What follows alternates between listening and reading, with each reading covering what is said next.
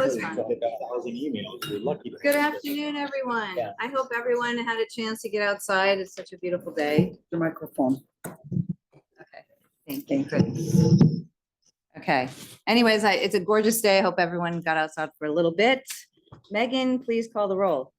Regent Adams, Present. Regent Adongo. Here. Regent Bogus, Here. Regent Brankus, Here. Regent Cologne, Here. Regent Goydam, Regent Cruiser, Present. Regent Manydeeds, Regent Nixon. Here. Regent Peterson, Here. Regent Prince, Present. Regent Rye. Here. Regent Salzwedel, Regent Trainer. Here. Regent Tyler, Here. Regent Underly. Here. Regent Walsh. Here. And Regent Weatherly. Here. We have a quorum. Thank you, Megan. As we consider items on today's agenda, are there board members who wish to declare any conflicts of interest regarding today's open session agenda? Regent Walsh. To avoid the appearance of conflict of interest, I will not be discussing or voting item E in the business and finance report. Thank you. Thank you, Regent Walsh. Please recuse yourself from discussing voting on that item. Megan, please record Regent Walsh's declaration of conflict and recusal in the minutes. Thank you. The records of the June 6th, 7th, 2024 regular meeting and June 26th, 2024 and July 2024 special meetings of the UW System Board of Regents have been provided. Are there any corrections? Okay. Hearing none, the minutes are approved as distributed. Okay. So welcome to the August Board of Regents meeting. To start things off, I am pleased to introduce Dr. James Beebe, the 11th Chancellor of the University of Wisconsin-La Crosse. It was back in March that this board unanimously approved his appointment and he officially took the helm on July 1st. Dr. Beebe comes to the University of Wisconsin from Keene State College in New Hampshire, where he served as Provost and Vice President for Academic Affairs. Hailing from a small village in Eastern England, Dr. Beebe has spent all 25 of his years professional career in the United States, ascending the ranks as a faculty member and later as an administrator. As a first-generation college student, Dr. Beebe says he has seen firsthand the life-changing power of higher education for both individuals and communities. Dr. Beebe holds a bachelor's degree in history from the University of Wales and a master's degree and PhD in American Cultural Studies and History from Bowling Green State University. He is a scholar of U.S. history, focusing on the late 19th and early 20th centuries, politics, populism, and African-American history. He has published 2 university press books and authored several articles and essays. His contribution to the Academy earned him a fellowship with the Royal Historical Society of Great Britain. Welcome to Wisconsin, Chancellor Beebe. We look forward to working with you and getting to know you. Chancellor Beebe, would you like to say a few words? Thank you very much. Good afternoon. Learn how to use a microphone. Good afternoon, everyone. I'm delighted to be here. I just want to say thank you very much to Jay and everyone at the system for making me feel so welcome and helping onboard me to the system. And I also want to say thank you to University of Wisconsin-La Crosse. It's an amazing institution with fantastic faculty and staff. They have made a huge difference, and I just want to thank them publicly for helping me in the first 8 weeks. I got locked out of my office the first week I was on campus, but so far things have gone up since then. But delighted to be here and looking forward to working with all of you and advancing the mission of what we do every single day, which is to support our students and create knowledge. So thank you very much. Great to be here.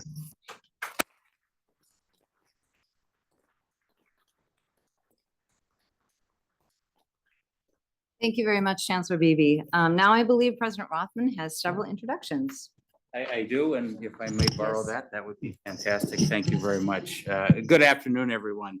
Since we're on the subject of UW La Crosse, I'm also pleased to introduce Stephanie Pope, the new Vice Chancellor for Administration and Finance. Stephanie, who started at the end of July, comes to UWL from Minnesota North College, where she served as Vice President for Finance and Facilities and led the college through a transition to Workday.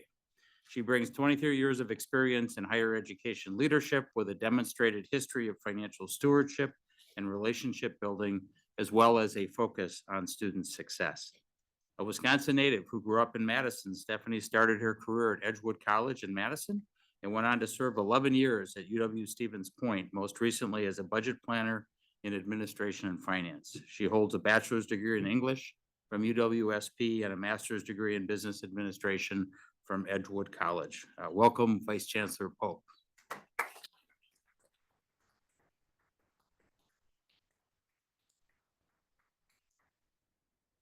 Next, it's my pleasure to introduce Tracy Dreyer, who was named UW Eau Claire's permanent Vice Chancellor for Finance and Administration shortly after our last meeting in June. Tracy previously had been serving in that position as an interim. She's been part of the Blue Gold family since 2019, serving in various leadership positions, including Chief Human Resources Officer, Executive Director of Administration, Finance and Administration, and Director of Budget and Resource Planning. Prior to coming to Eau Claire, she worked at Chippewa Valley Tech College, Abbott Northwestern Hospital, and Clifton Larson Allen in Minneapolis. She received her bachelor's degree in accounting from Augsburg University and her MBA from the University of St. Thomas. She is a certified public accountant, so well suited for her new role. So welcome, Tracy. And if you could raise your hand to be recognized if you are here. And if you're listening from afar, welcome in that regard. So it's Working.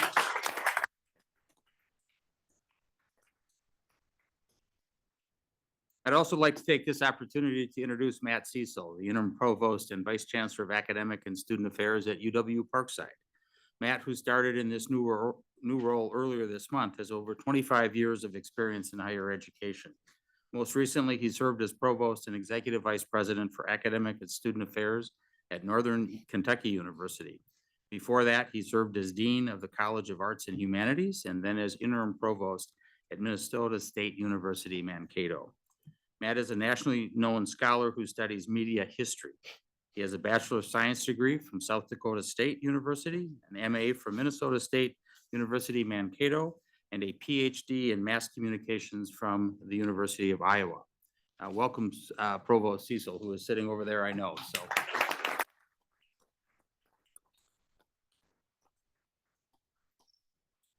We also have several departures, like I'd just like to make a note of very briefly. As it was announced earlier this summer, Chancellor Maria Gallo has decided to retire and is stepping down from her position at UW River Falls.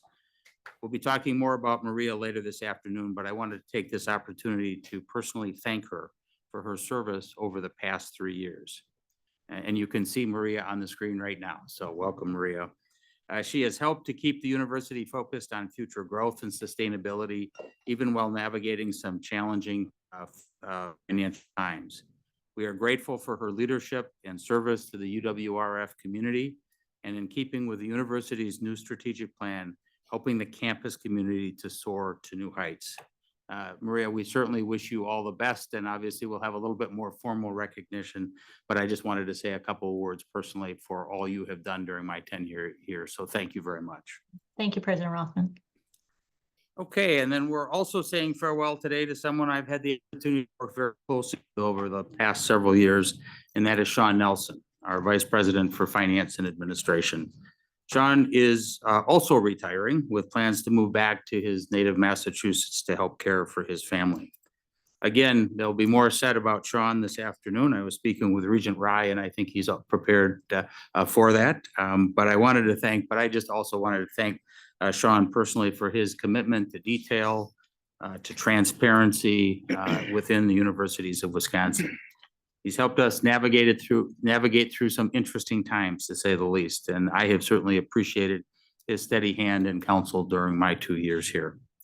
But most important, and what really strikes me about Sean, is his passion for our mission and his focus on students. I will certainly miss his leadership and thank him personally for all he has done for the universities of Wisconsin. And with that, back to you, President Bogost. Thank you, President Rothman. A report from the Wisconsin Technical College System Board has been provided. Are there any comments or questions from any of our regents? Yes, Regent Tyler. Just a short announcement that we have hired a new president for the technical college system, Layla Merrifield, who is executive director for the District Boards Association, will take over on September 9th, replacing Morna Foy, who's been with us for a long, long time. So happy retirement to Morna, and welcome Layla. Thank you. Thank you for that. Any other comments or questions? Okay, see. So as sort of the newly elected president of this board, I want to express my gratitude to all of you. First, I want to extend my sincere thanks to my fellow regents. Your trust and confidence in me to serve as the president of this board is a privilege, and I do not take it lightly. I want to give my thanks to our former board president, Karen Walsh, whose mentorship and guidance have been invaluable to me. Karen, your dedication to our mission, your unwavering support have paved the way for me in my journey, and I am profoundly thankful. Thank you.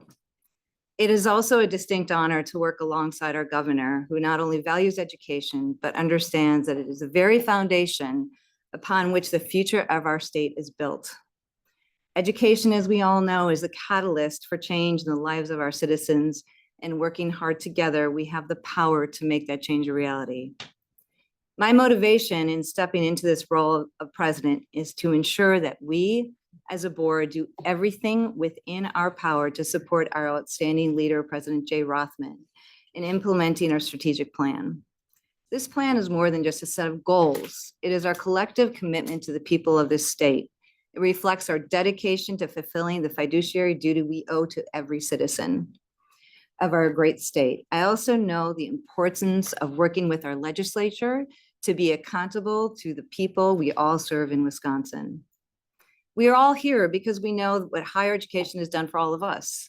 And we have witnessed firsthand the transformative power of education in the lives of our families and friends and so many of the incredible students that are on our campuses. We take immense pride in being part of this remarkable system that permeates our state. And we are committed to working collaboratively and diligently to uphold the Wisconsin idea. This idea is just not just a concept. It's a promise that the benefits of higher education and knowledge that is embedded in all corners of our state are also across the country and throughout the world. As we move forward, let us continue to strive together and work together with determination and purpose to ensure that our vision becomes a reality. Thank you. Thank you for your trust, your support, and for being part of this incredible journey. I greatly appreciate it.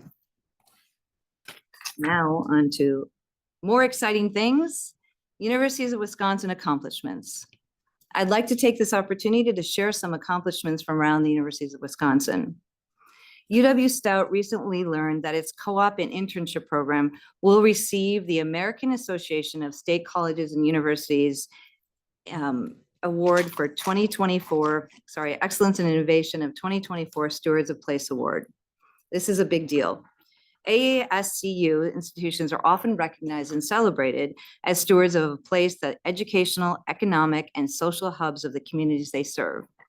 This award recognizes an institution that demonstrates how they are navigating important trends in post-secondary education, including equity and upward mobility, resources and resilience, and regional prosperity and civic health. This year, the winner of that honor is UW-Stout.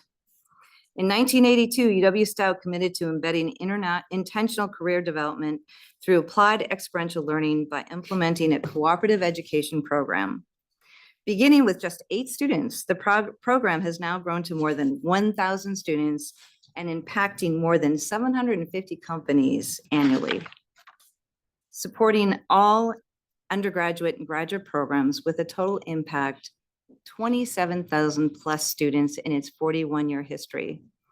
Exemplifying the university mission, the cooperative education and internship program is an economic driver for communities across Wisconsin, the Midwest region, the United States, and internationally, and provides all students the upward career mobility needed to help them become future leaders, both in their companies and communities. Chancellor Frank will accept the award at AASCU's November meeting. This is a very big honor. Congratulations to Chancellor Frank and all of UW-Stout campus and community.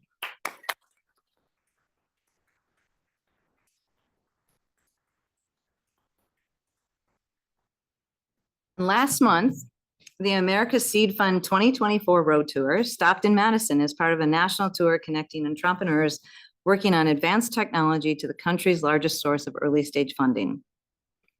The road tour made one stop per state, starting in Florida in February, and they made their way to Wisconsin by mid-July. The Institute for Business and Entrepreneurship, which is a division of the Universities of Wisconsin and its Center for Technology Commercialization, hosted this year's stop in Wisconsin in partnership with Starting Block Madison. More than 250 Wisconsin-based innovators, scientists, and researchers attended. Also known as a Small Business Innovation Research and Small Business Technology Transfer Programs, America's Seed Fund focuses on next generation research and development through 11 participating federal agencies, including the Department of Defense, the Environmental Protection Agency, the National Science Foundation, and the Department of Education, as well as NASA. Agency representatives conducted one-on-one meetings with the 250 small businesses and startups, took part in panel discussions, and shared insights into how agencies make funding decisions. America's Seed Fund provides over $4 billion in early stage funding to small businesses each year in a wide variety of technology areas such as unmanned systems, advanced materials, health, cybersecurity, and defense. Decisions on whether funding will be coming Wisconsin's way should be announced within the next 12 to 18 months. This was a fantastic opportunity for Wisconsin's small technology companies, scientists, researchers to connect with possible federal funding opportunities. This is tech transfer at its finest. And that concludes my report. Over to you, President Rothman. Great, thank you. To kick off my report today, I'd like to share a brief video that seeks to capture a little of why we are all here at the Universities of Wisconsin. These insights are from the point of view of parents. The rough cut video clips you'll see today are samples from a larger Welcome to Opportunity project we are working on to help tell our story. We are visiting all 13 campuses during either orientation or move-in days and speaking with parents of new UW students. So here's a sneak preview of what's going to be highlighted in the coming weeks in our social media reels as part of the Welcome to Opportunity project.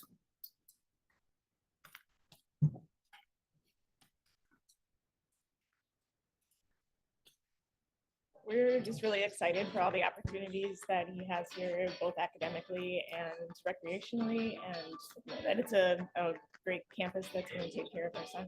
Yeah, we feel like even after today, there's so many opportunities for him and so many areas that they can support kids in their growth and development here. Really got into hematology and like some sciences, and there's one of the few programs in the state that have a good program for that is here at Stevens Point. In addition to that, she's a theater kid, so the opportunity to both kind of double major in something that she's passionate about, but also something where she thinks she can make a living when she gets out of school were real important to her. He put a lot of hard work in high school, and this was a great choice for us because it's a medium-sized school. We thought that would be really good for him, and it's got the program he's looking for. Campus is gorgeous, and we're excited for him. And it's good to see him being just as excited. Well, honestly, I think it's the best deal. You get the most for your money. The campus is beautiful. It's safe. The people are welcoming. And our daughter is coming from a smaller town, with less than 300 people. And we just feel like this is the perfect place for her to thrive and move on to the next stages in her life. I think it's a good university. My father has attended here, and just being Polytechnic hands-on, I think it'd be good for anybody. And you may have noticed that the video was narrow because that's what it's going to look like on people's phones when it's pushed out over social media. So we wanted to give you, that was intentional in case any of you were thinking. You know, I suspect many of us have had that experience of dropping off a child on that first day of class and or when they start at the university, and the pride that you have, and I think you heard some of that pride and hope for the students' futures in the voice of these parents. You know, we can and should be proud of the universities, the role that the universities of Wisconsin play, and of course, all of the people from the faculty to the staff who help us make us who we are. in helping deliver on that promise to those students and to those parents. It's also a reminder that going to college is something of great value to many, many people. And at this time of the year in particular, when schools are opening their doors to welcome students for the fall semester, the excitement is palpable. You can certainly feel it. But the data also support that excitement, I should point out. According to a new report from the Georgetown University Center on Education and the Workforce, economic opportunity will increasingly favor workers with higher levels of education and training. While there will be good jobs, which they define as an annual salary of approximately $82,000 on every educational pathway, the report notes that only 15% of those good jobs will be available to workers on the high school pathway, compared to 66% on the bachelor's degree pathway. To quote the report's author, while the value of college faces growing skepticism, our report affirms that the bachelor's degree pathway will be the dominant role to a good job in 2031, end quote. These findings echo another recent study from the Wisconsin Policy Forum, which reported that more than half of the future jobs in Wisconsin paying $50,000 a year will require a bachelor's degree.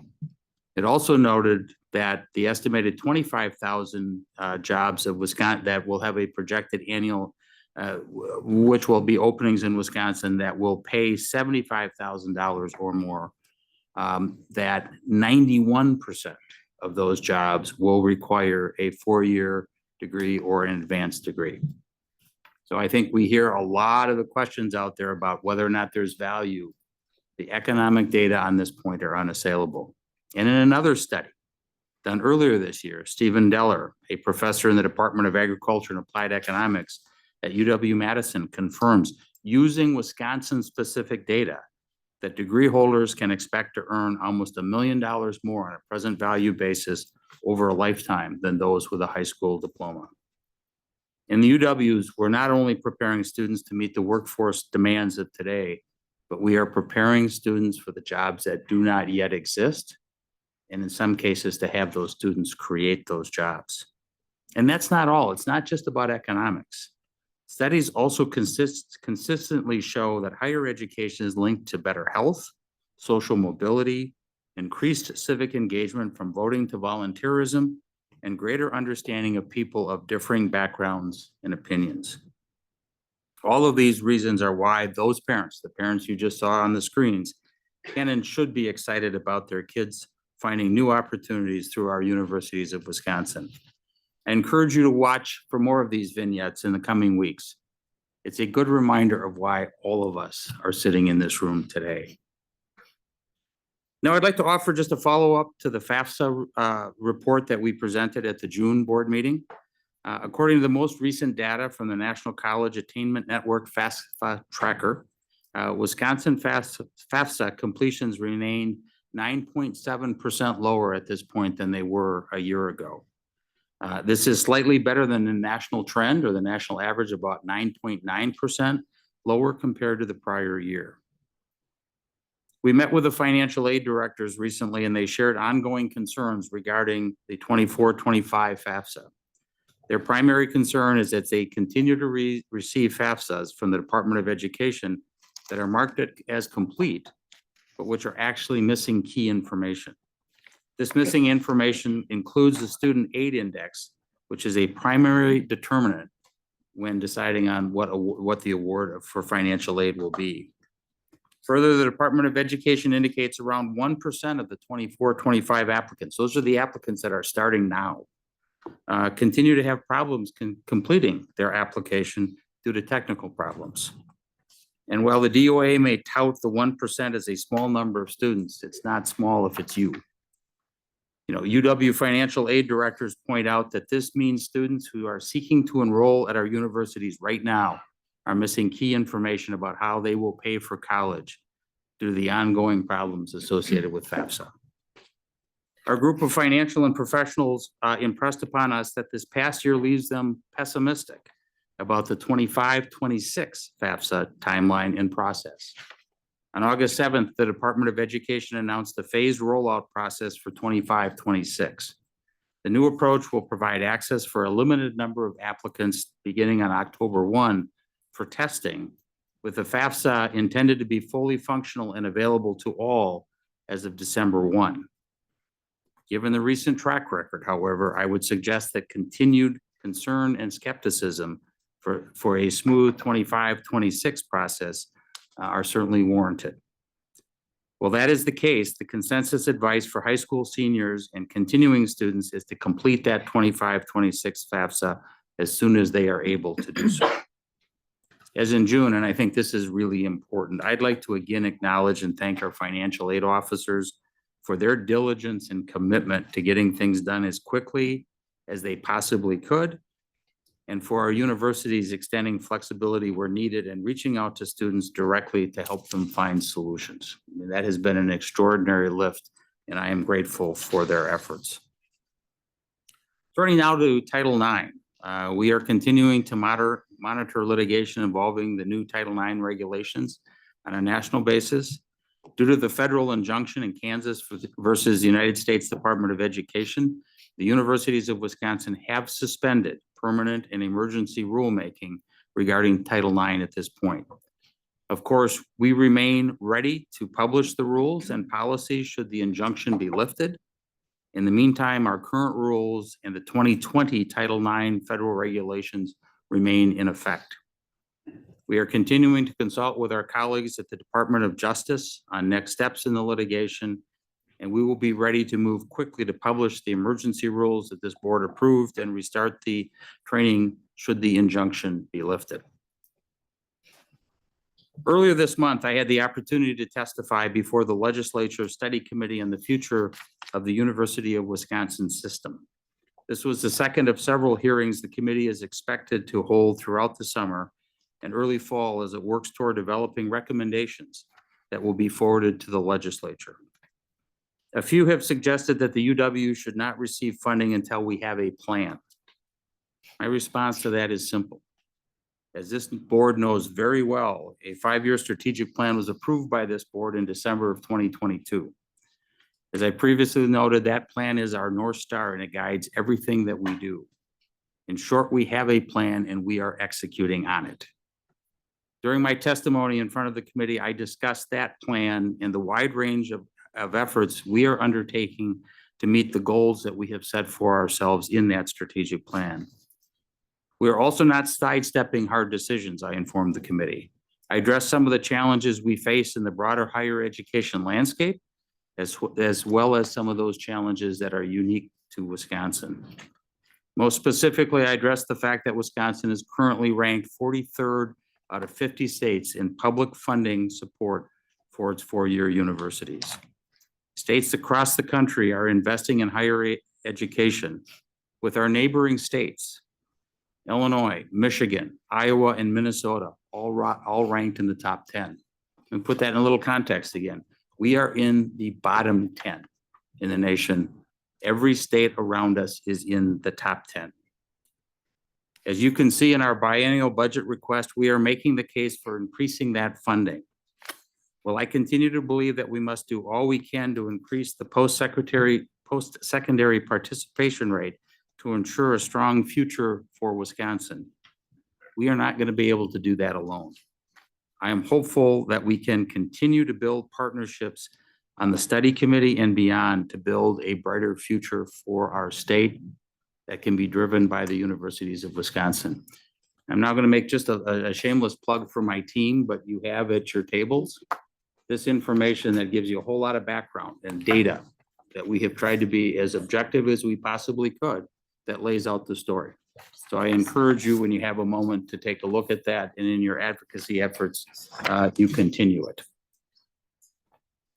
Lastly, as part of our regular updates on progress with our strategic plan, I'd also like to highlight recent developments in the launch of our Direct Admit Wisconsin program, an important new initiative to help us enroll more students in the universities of Wisconsin and ultimately produce more graduates for the state.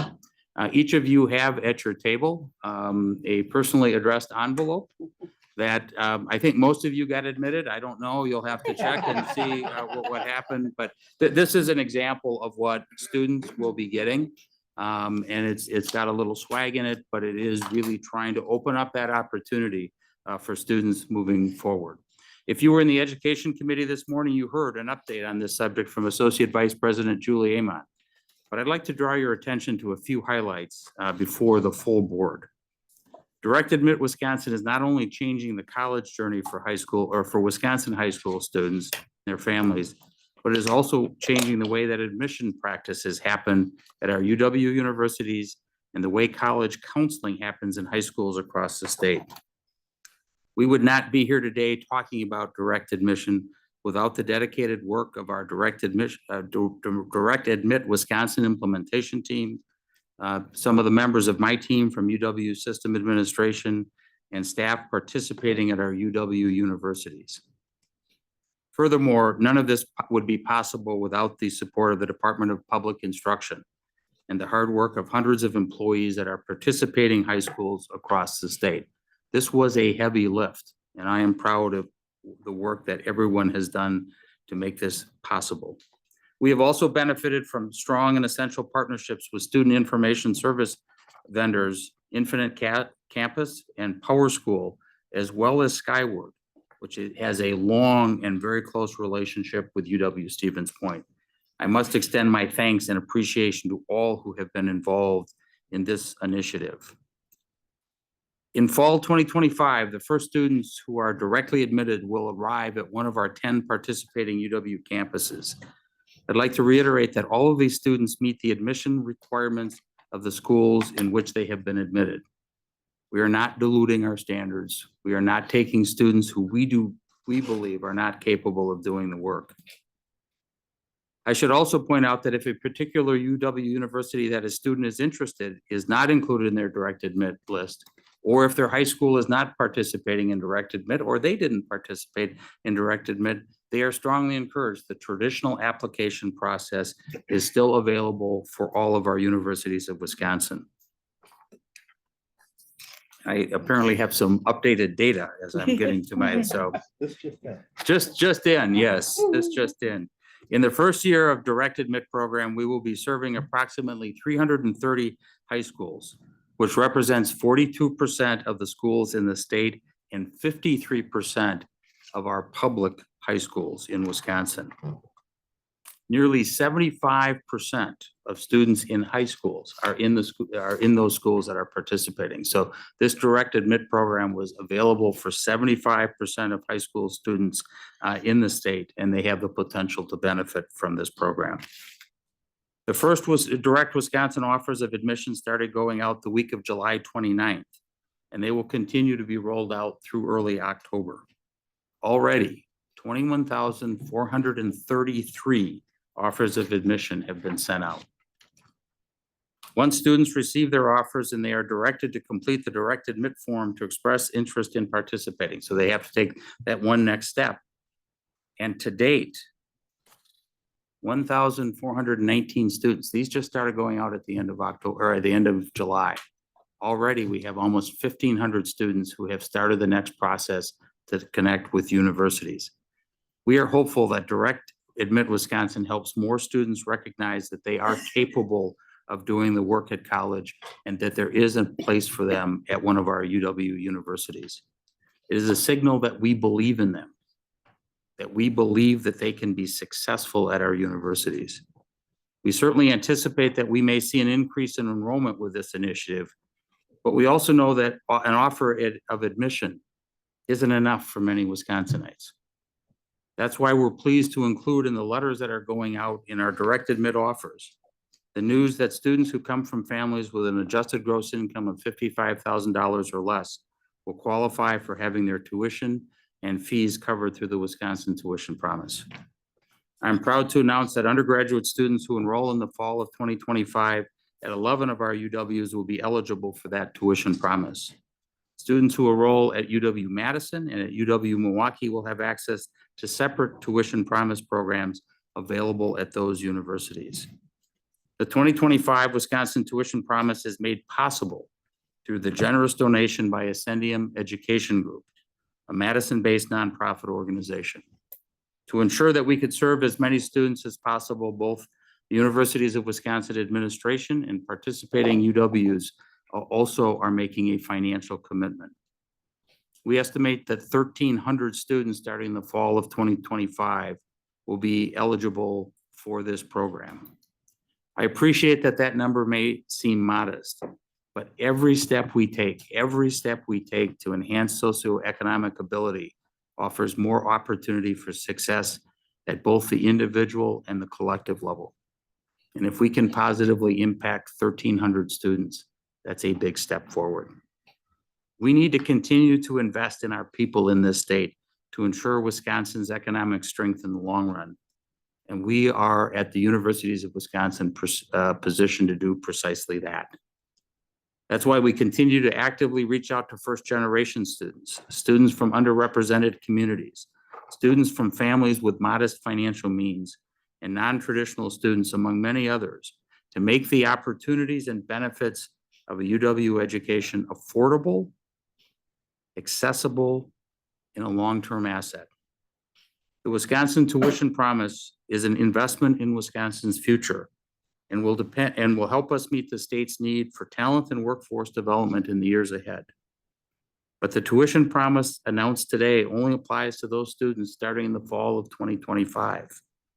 As of now, there is no tuition promise for the incoming class of 2026.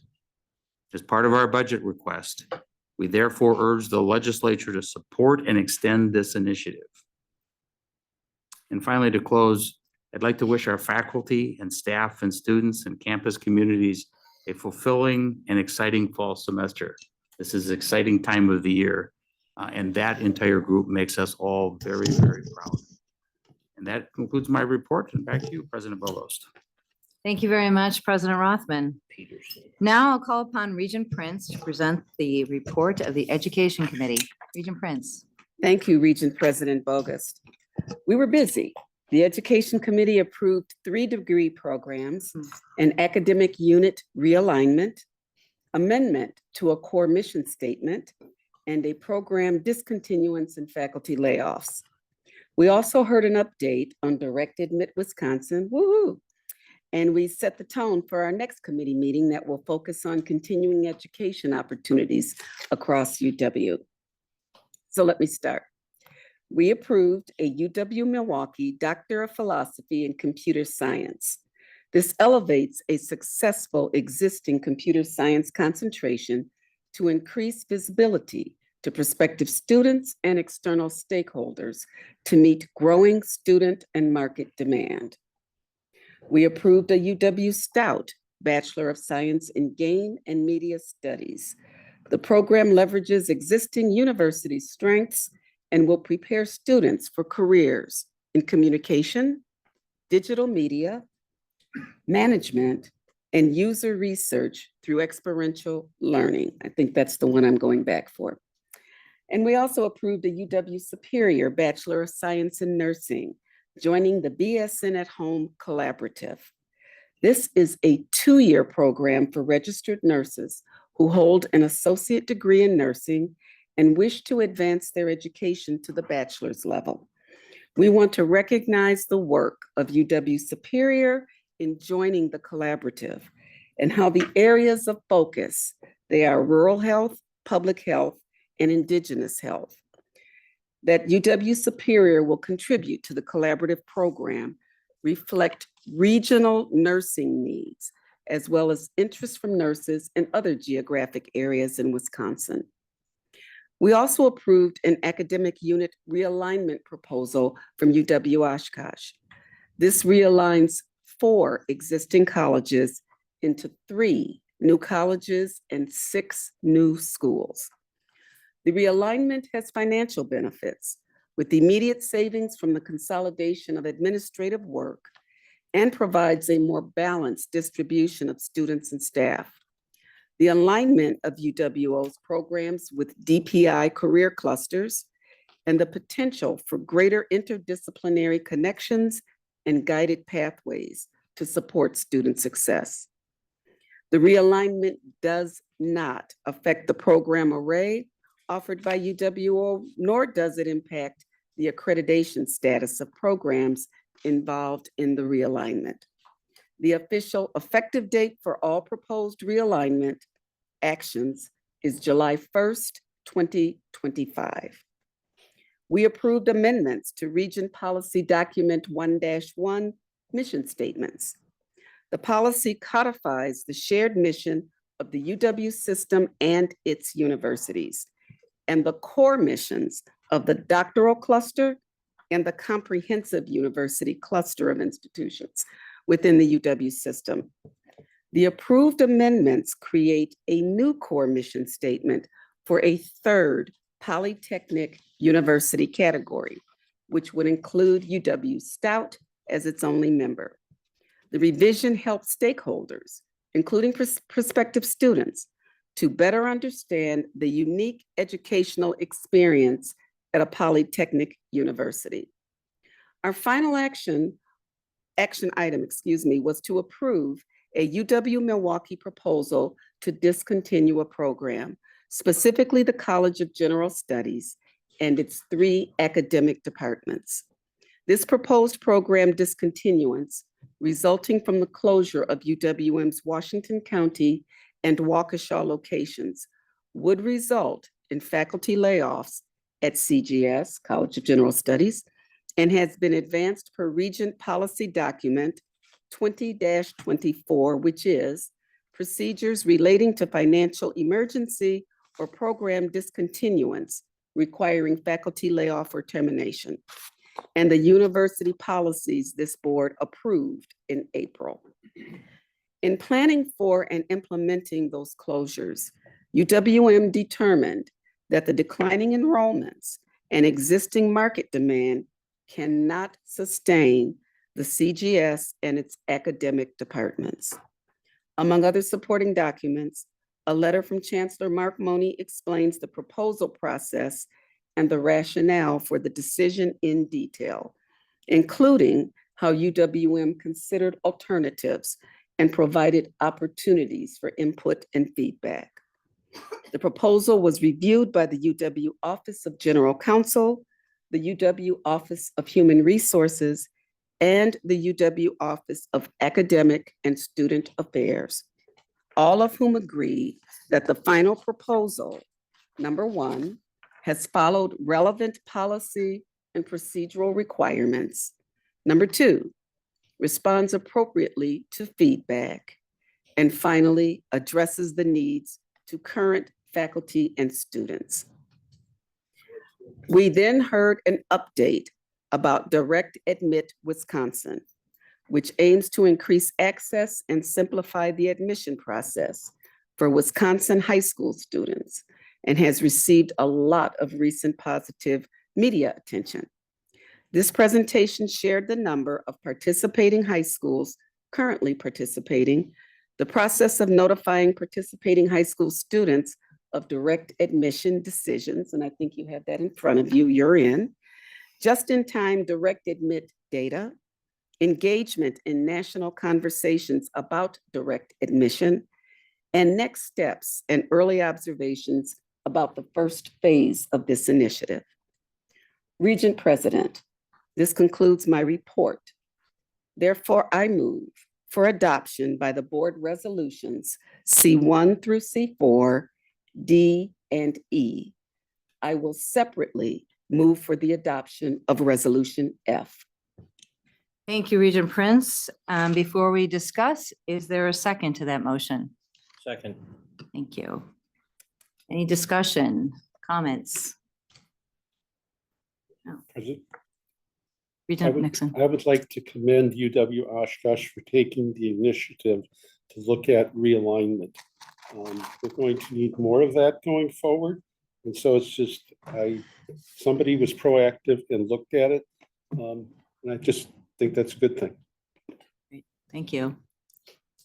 Any other comments or questions? Before I call the question. Okay. So we will vote. All in favor? Aye. Aye. Any opposed? Hearing none, the motion carries. Regent President, Yes, Regent Prince. I now move for adoption of Resolution F. Okay, Second. thank you. All right, so that is again, Resolution F. the UWM program discontinuance. Is there Second. any discussion or comments? Yes, Regent Underly. Thank you. Thank you very much, Regent President Bogos. I'm opposing this action. I just wanted to share a little bit as to why. I've shared with several of you that I'm just deeply troubled that tenured faculty members are being laid off due to program eliminations with a budget that exceeds $6 billion. I believe we could have found a way to preserve these positions, especially when their combined payroll represents such a small fraction of our financial resources.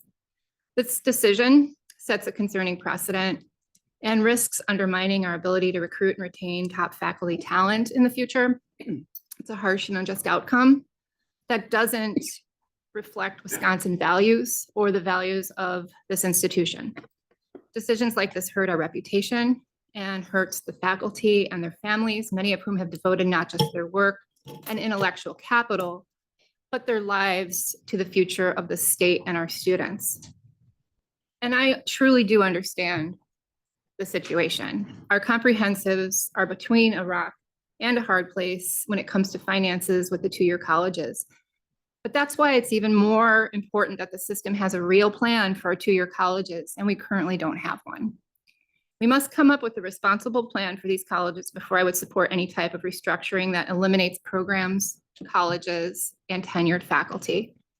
And the lack of foresight and planning which casts aside the tenure process, which is there for a reason, is not good for any of us. It's not good for our system, the faculty, or the students, and we all deserve better than this outcome. Thank you very much. Any other comments, questions, Regent Weatherly?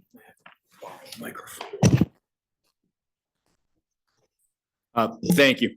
I'm going to vote in favor of this because I feel it's the best decision given the unfortunate circumstances we find ourselves in. And it's those circumstances I want to highlight right now. Wisconsin doesn't lack ambitious, hardworking students, and we don't lack businesses that need those graduates. What we lack, in my opinion, is the political will to invest in those students and those businesses and ultimately our state's future. As President Rothman mentioned, we are the 43rd state in funding. I'm a proud Wisconsinite. I don't want to be the 43rd in anything. But most of all, I don't want to be the 43rd in funding our kids' ambitions, careers, and dreams. It wasn't always that way. When I was a student some 20 years ago, Wisconsin taxpayers invested 37% of the cost to educate me. It is now half of that. My education, my degree, and my ladder to additional education, an incredible career in public service are all thanks to that commitment. I fear that some of those my age and older, those in power, are at best unbothered and at worst eager to pull up that ladder that my parents' generation provided me. I think it is wrong, and I hope it'll change. Thank you. Thank you, Regent Weatherly. Regent Walsh? Thank you. This is a very difficult decision, and I do plan to support it with the proviso that we learn from this experience. Years ago, when the decision was made to attach these two-year campuses to four-year campuses, I feel it was done without a plan for implementation, to monitor the results, to troubleshoot what was going on. You don't make a major decision like that without a plan down the road for data. We're a data-driven institution. We should be. And I think the ball was dropped on this matter. And unfortunately, our students have had to suffer for it. In this case, some of our faculty who are tenured are suffering for it. If we don't learn from this lesson, then all of that sadness is for naught. Thank you. Regent Nixon? Thank you. This is a tough one. The UW system right now is, oh, people like it when it's off. They prefer them. They can't hear me.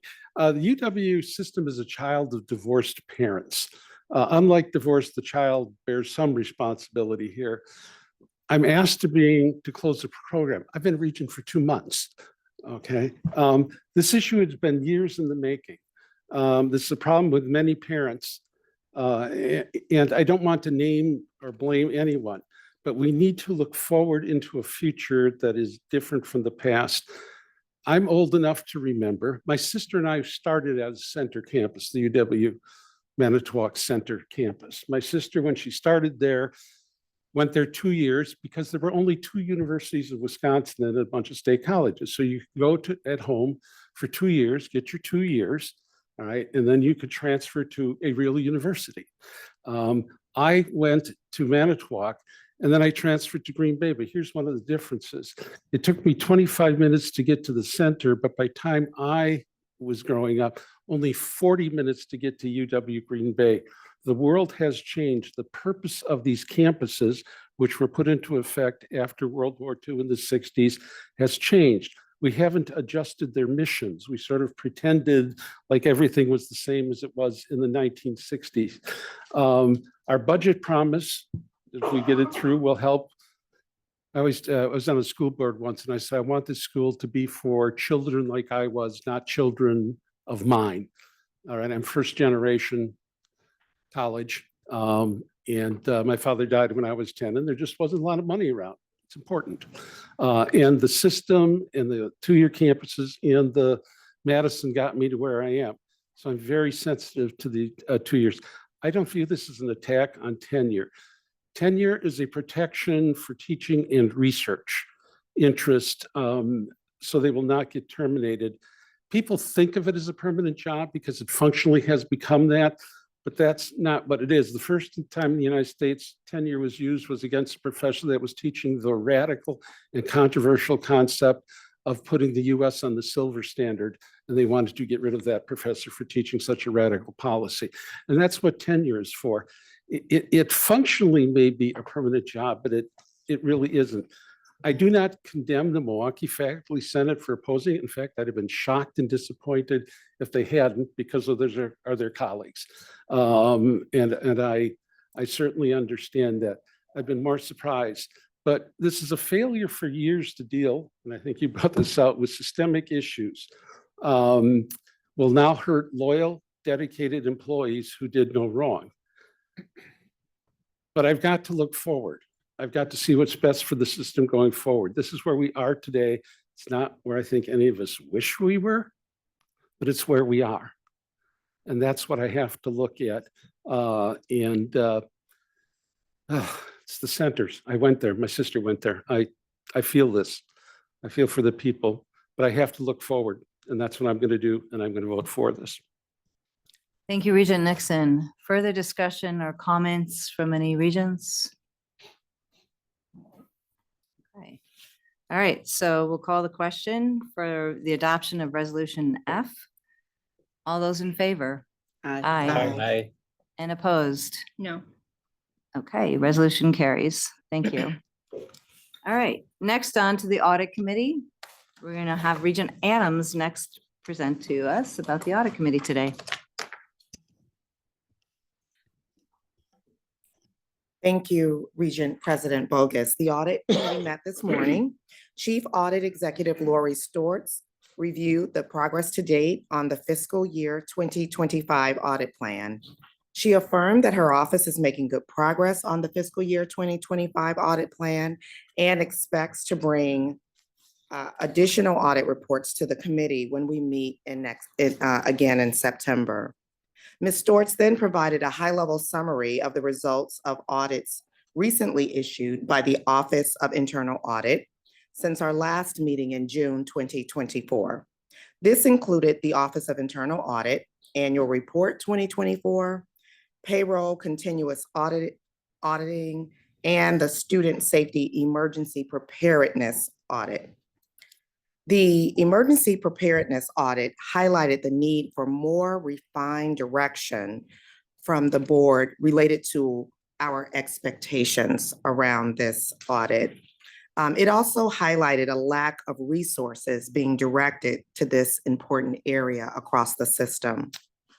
The regents on the audit committee agreed that these were issues that we need to address, and we will be doing so with President Rothman to get the process started.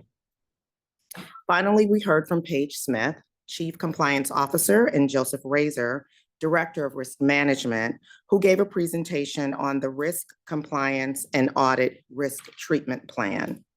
The committee thanked the participants for their ongoing support and dedication.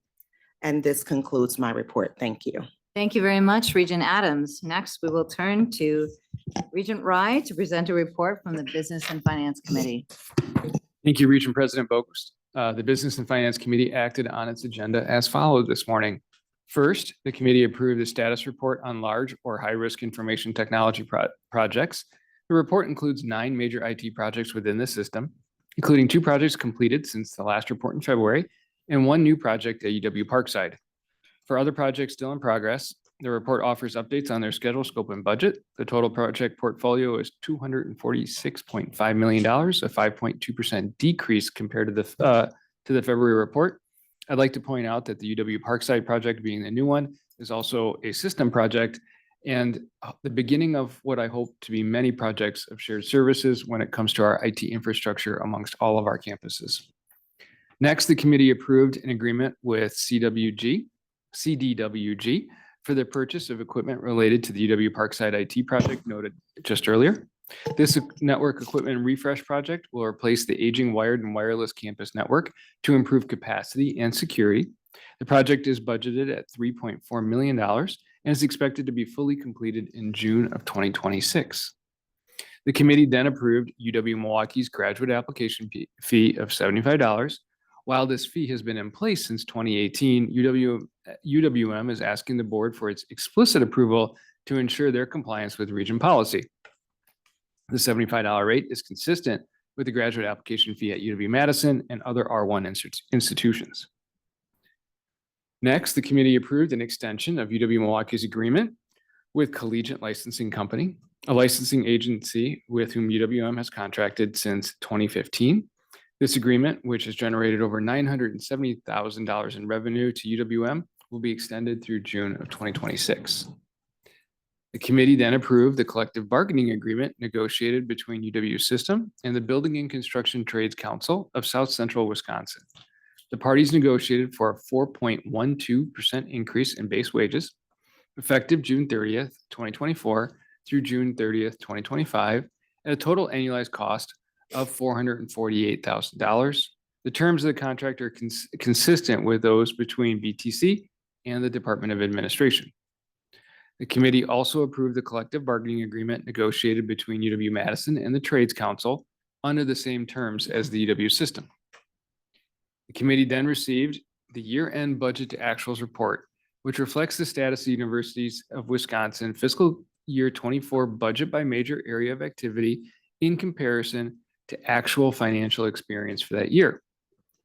The report provides this information for each individual university, but in aggregate, revenues exceeded the budget by 6.9% due to largely charitable giving, research grants, and interest earnings, while expenses exceeded the budget by 4.1%.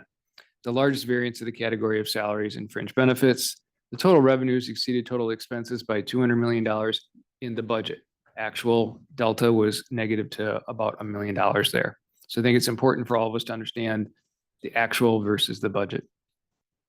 Next, the committee reviewed and approved the 2025-27 biennial operating budget request, which I'll discuss in greater detail momentarily.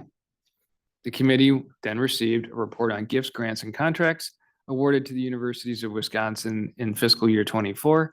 Total awards were approximately $2.2 billion, a 2.1% decrease from the previous year when several large federal research grants awards were reported. As a result, federal awards were 11% less than in fiscal year 23, while non-federal awards increased by $106 million, or a 12% increase. Lastly, the committee received the cost-benefit analysis of foundations and associated affiliated organizations report for fiscal year 2022-23.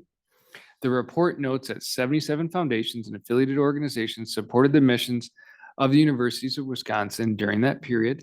The universities received a total of $402 million from primary fundraising foundations, an increase of over $20 million from the previous year, while providing $11.3 million in administrative support to these organizations. So put differently, an $11.3 million investment for a $402 million return. Not a bad investment at all. On behalf of the Business and Finance Committee, I now move approval of resolutions D, F, G, H, and I, and will then separately move approval of resolution E to accommodate members with a declared potential conflict of interest. I also offer a separate motion on resolution K after our discussion of the proposed operating budget request. Thank you, Regent Rye. Is there a second for the resolution on the table? Thank you. And discussion for D, F, G, H, and I for comments. Wait, D, F, E, H, what? Can you pull out? No E. Pull out, yeah. D, F, G, H, and I. I don't want to get in trouble. Okay, yes. You're good. I got Clarification you. is good. No discussion, no comments. All in favor? Aye. Any opposed? Okay. I now move approval of resolution E. Is there a second? Second. Any discussion? Okay. Comments? Okay. All in favor? Aye. Any opposed? Thank you. Thank you, Regent President Bogost. This morning, the Business and Finance Committee reviewed and approved the 2025-27 biennial operating budget request, which, if approved by this board, will be submitted to the Department of Administration in September. In his presentation to the committee, Vice President Sean Nelson began with an overview of the financial factors that informed this proposal. These include the cumulative impact of inflation that has outpaced state support and tuition revenue over many years, and the corresponding reduction in unrestricted balances that many universities were required to utilize as their purchasing power has eroded. As Regents have seen in their materials, the elements of the overall operating budget request are categorized under 5 main themes, all of which align with the goals of the UW strategic plan. The first focus is on preserving accessibility, as the share of the UW budget that is funded by the state has dropped to 18%. The universities have become more dependent on tuition revenue to fund operations. As the effects of inflation erode the university's purchasing power, the budget proposal requests a $156 million increase for general operations that helps universities meet these rising costs through state support rather than additional tuition dollars. This section includes additional initiatives to promote accessibility, such as dual enrollment and transfer efforts, and strategies to support adult learners in completing their degrees. Second major theme is affordability. The key provision in this category is the Wisconsin Tuition Promise, which we again ask the state to support at about $40 million over the biennium. This program represents a targeted approach to helping lower and middle income families access higher education by covering the remaining costs of tuition and fees only after all other sources of aid have been applied first. This is a strategy with proven results that increases enrollment and produces more graduates to our Wisconsin workforce. Also, the proposal requests that the state provide $89 million to fund statutorily required tuition and fee remissions for veterans and their family members, as well as tuition remission for tribal members. Next, the budget request includes a combined $83 million for provisions centered on developing talent, with several initiatives that promote student success. These items include mental health services, academic and career advising, and civil dialogue training, a cornerstone of our strategic plan. Additional requests include funding for efforts to address the state's teacher shortage and to enhance continuing education opportunities for our adult learners. The fourth focus is on ensuring quality. This means providing compensation for faculty and staff that keeps pace with inflation and prevents salaries and wages from falling further behind our peers. General wage adjustments of 5% and 3%, as well as funds to support market and merit adjustments, which together total $203 million, are key to helping us retain, attract, and reward excellence in delivering education and service to our students. This proposal requests that the state provide an additional $87 million to fully fund this effort, which would relieve the universities from absorbing the historical 30% tuition share of the pay plan and greatly mitigate the need to adjust tuition rates to cover that cost. Sorry, I lost my point. It's placed it on the screen. I have a lot to say today. The fifth category of the budget proposal centers on $69 million investments in innovation, keeping Wisconsin at the forefront in industries that are our strengths, like dairy and freshwater, and in technologies that are advancing rapidly. A major investment in artificial intelligence is designed to do what universities of Wisconsin do best: prepare our students and our citizens and partner with our business community for success in a changing world. Lastly, the proposal requests $50 million annually for standard budget adjustments related to increased fringe benefit costs. It includes the budget request of the Wisconsin Veterinary Diagnostic Lab and forwards a recommendation to the Higher Educational Aids Board for the Wisconsin Grant, the state's primary needs-based financial program for resident students. The recommendation is for $27 million over the biennium, but the funding is not part of the UW budget request. In total, the proposal requests an investment of an additional $855 million over 2 years. It is a significant but reasonable request that moves Wisconsin merely to the middle of the pack nationally in terms of combined state support and tuition for its universities. Now, some personal comments. It's also reasonable for lawmakers and taxpayers to ask, what is their return on investment? It's a question that I've also asked of ourselves many times in committee and at our board meetings. It's a fair question, but one with a clear and compelling answer. The return is extraordinary and widespread. We know the value of higher education in this room to each of our students, but the UW's benefit extends from border to border. Our research and public service reach every corner of Wisconsin. Our graduates fill workforce needs in every business sector of our economy and in health clinics and schools statewide. They earn significantly higher average incomes that support local business in every community, that fuel the tax base at every single level of government to pay for public services that every Wisconsinite relies on. The universities of Wisconsin are essential not just to our students, but to every citizen of Wisconsin. This, in essence, is the Wisconsin idea. Every state around us recognizes that reality. When every adjacent state ranks in the top 10 for funding, its public universities, Wisconsin is 43rd. I agree with Regent Weatherly. I don't want to be 43rd in anything. When we fall behind as a state educationally, we fall behind economically. It is time to reverse this trend. In committee, we discussed that almost everything that I've presented today is mission critical. We need that $800+ million from the state. Otherwise, it's going to come from the other walls in the state of Wisconsin. The students, the parents who are already paying their taxes, because we are going to need to do everything on that list one way or the other. So we need the state to participate. So Regents, that concludes my report.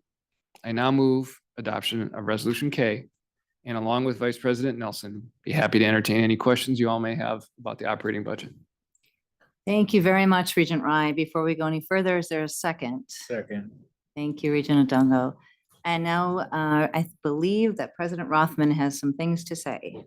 If the board would just accommodate me, because I think Regent Rye has done a great job of laying out some of the specifics in the importance of this budget to the universities of Wisconsin. And I know it goes without saying that this is one of the most significant decisions I think this board will consider. You know, I just like to start by just reiterating how grateful we are to the people of the state of Wisconsin for their support of the universities of Wisconsin over many, many generations. Our taxpayers have supported our institutions and have created great institutions of higher education that we cannot allow to wither on the vine.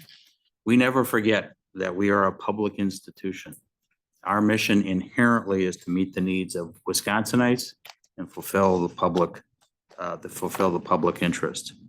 I appreciate the engagement of the members of this board on these issues and your tireless dedication to our shared mission.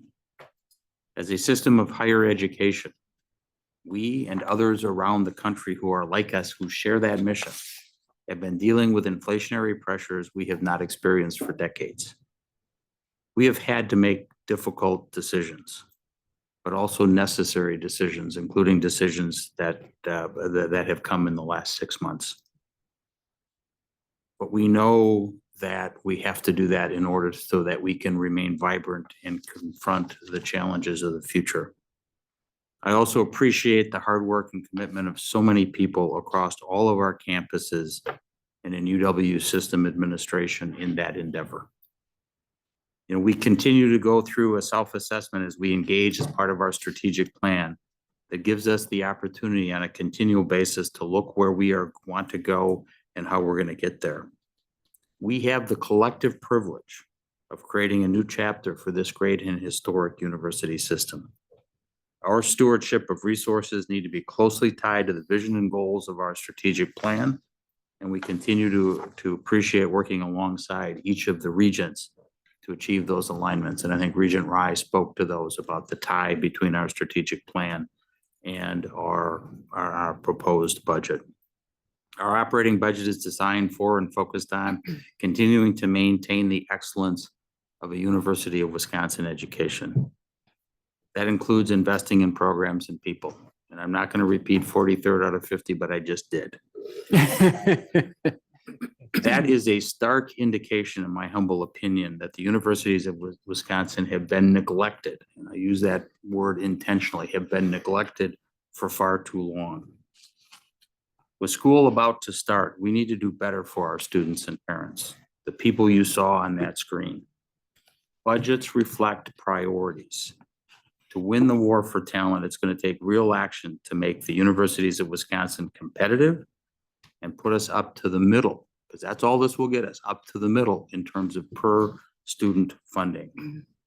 I don't need to tell you about the states around us. You've heard that multiple times now. But to get us up to the middle, we need an infusion of $457 million annually.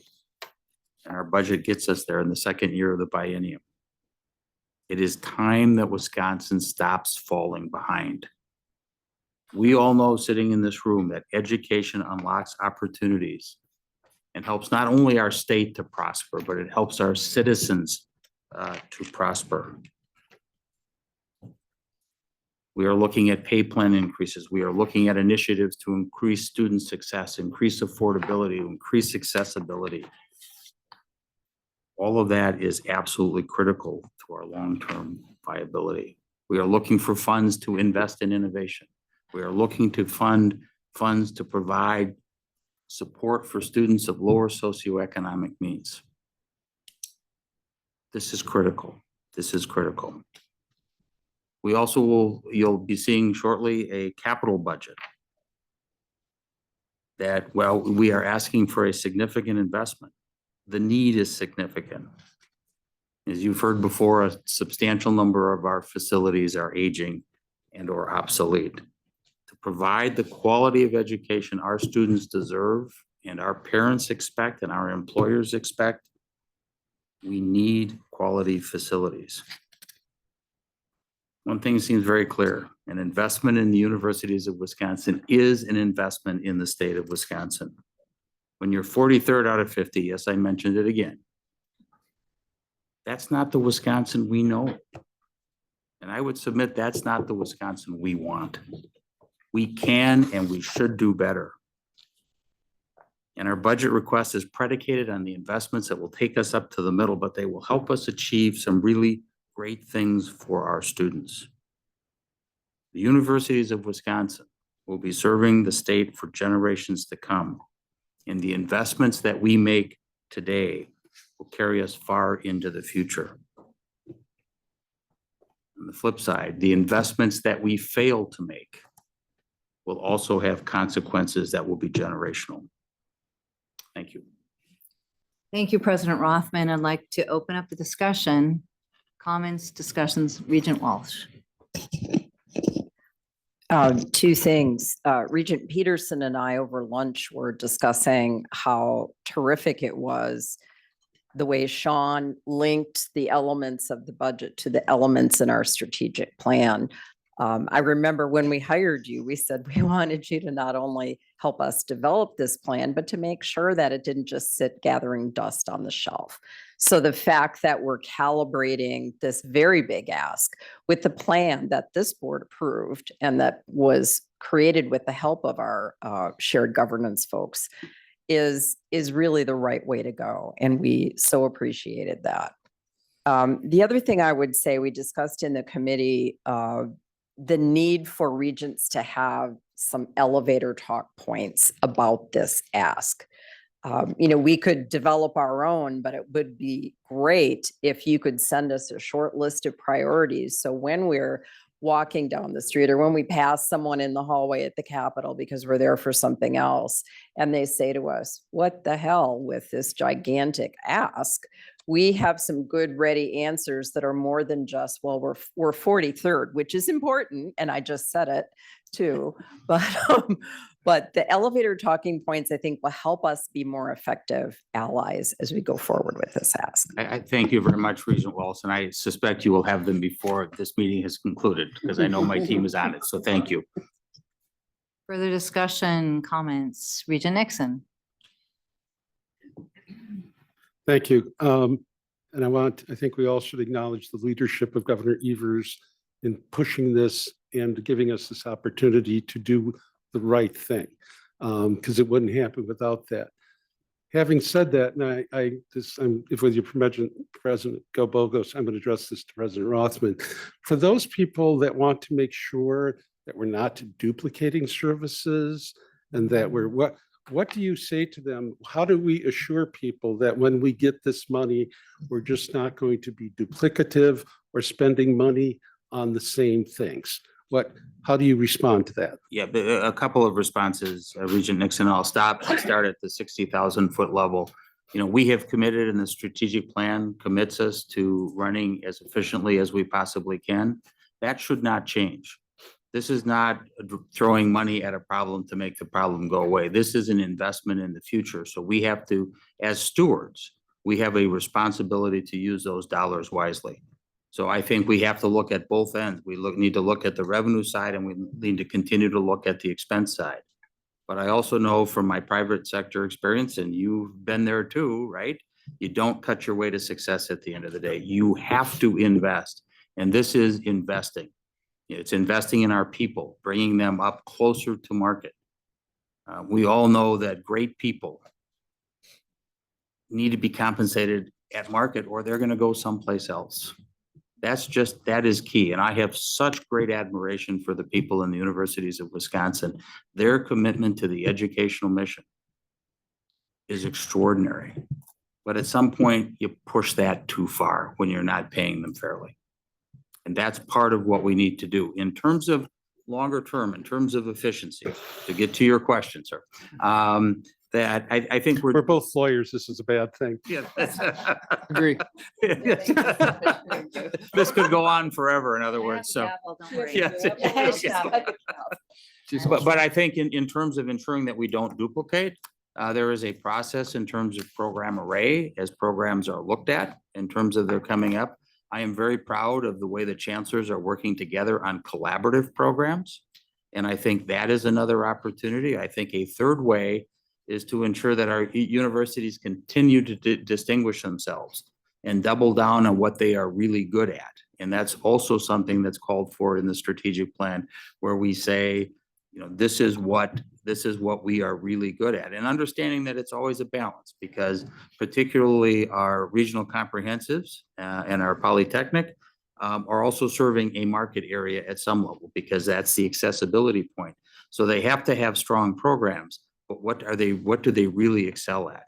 And I don't think we have to define that, because it's pretty clear. We just have to be more expressive about where those strengths lie. And I think that's an important point as we move forward. So I think it's program array. I think it's continuing to look at shared services where we can do that and do that effectively.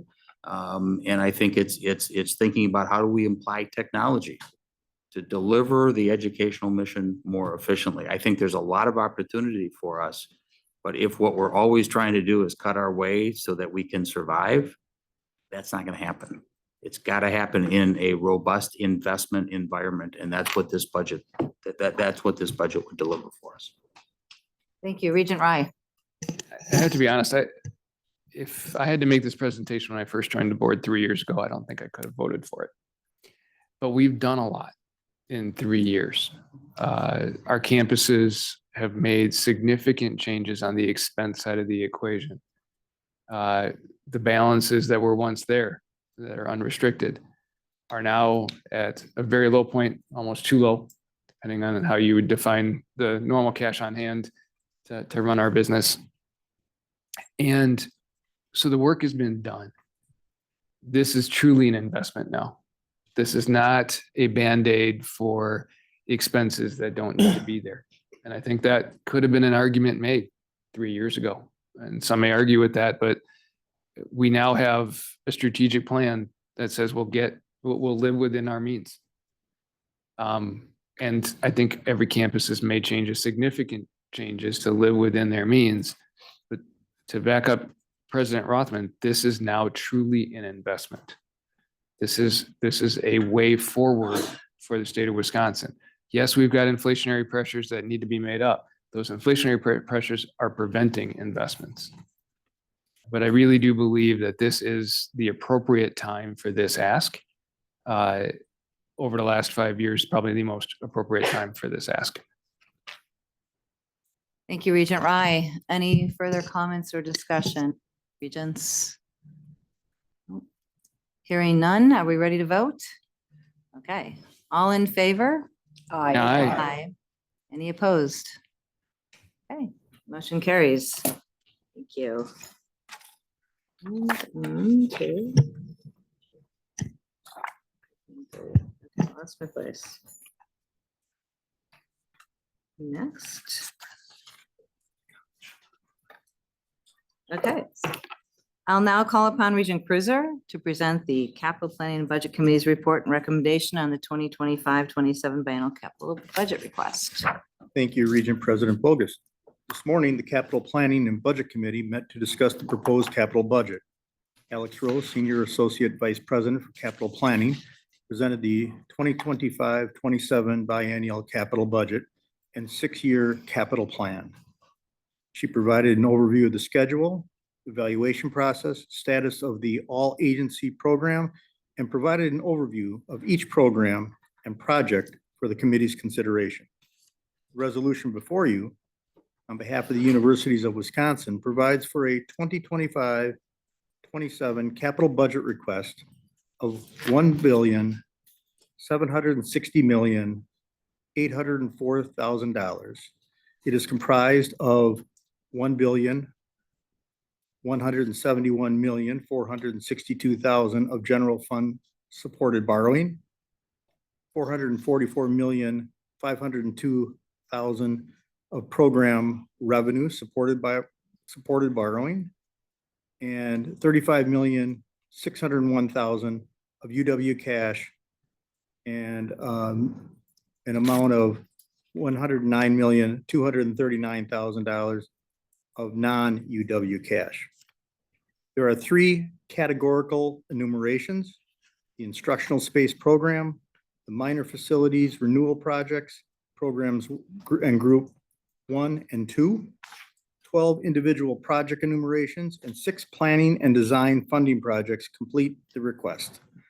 The 6-year capital plan encompasses 155 programs and projects for a total cost of $4,899,975,000.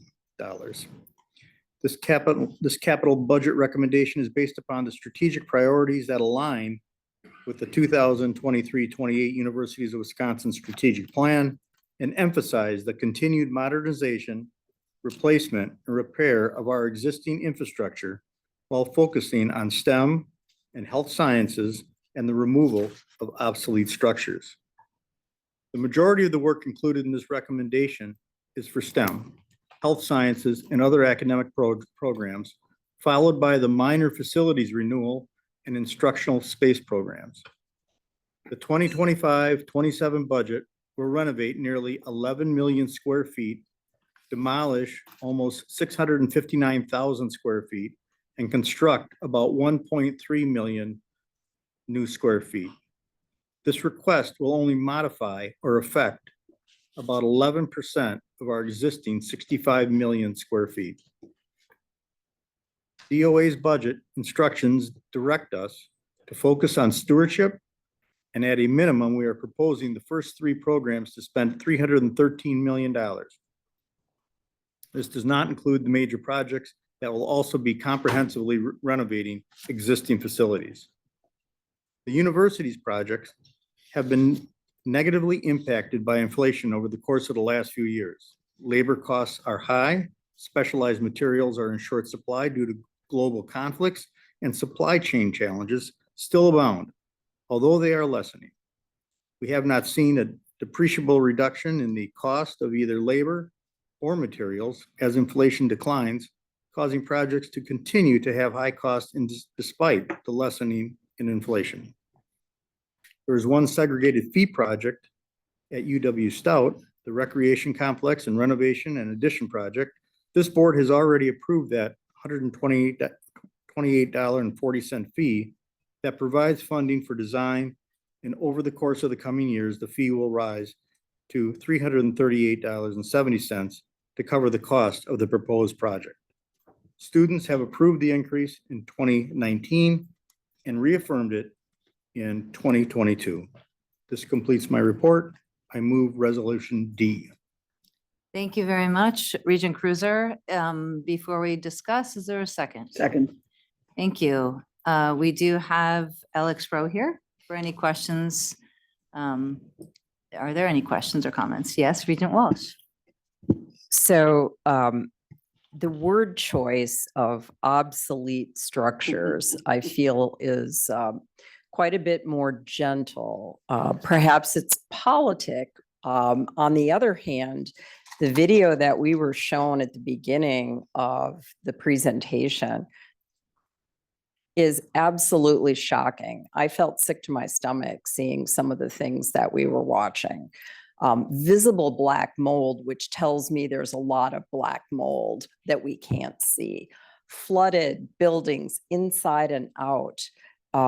Plumbers, pipe workers crawling amongst rusted, broken pipes in a manner that I think OSHA would probably be very shocked to see.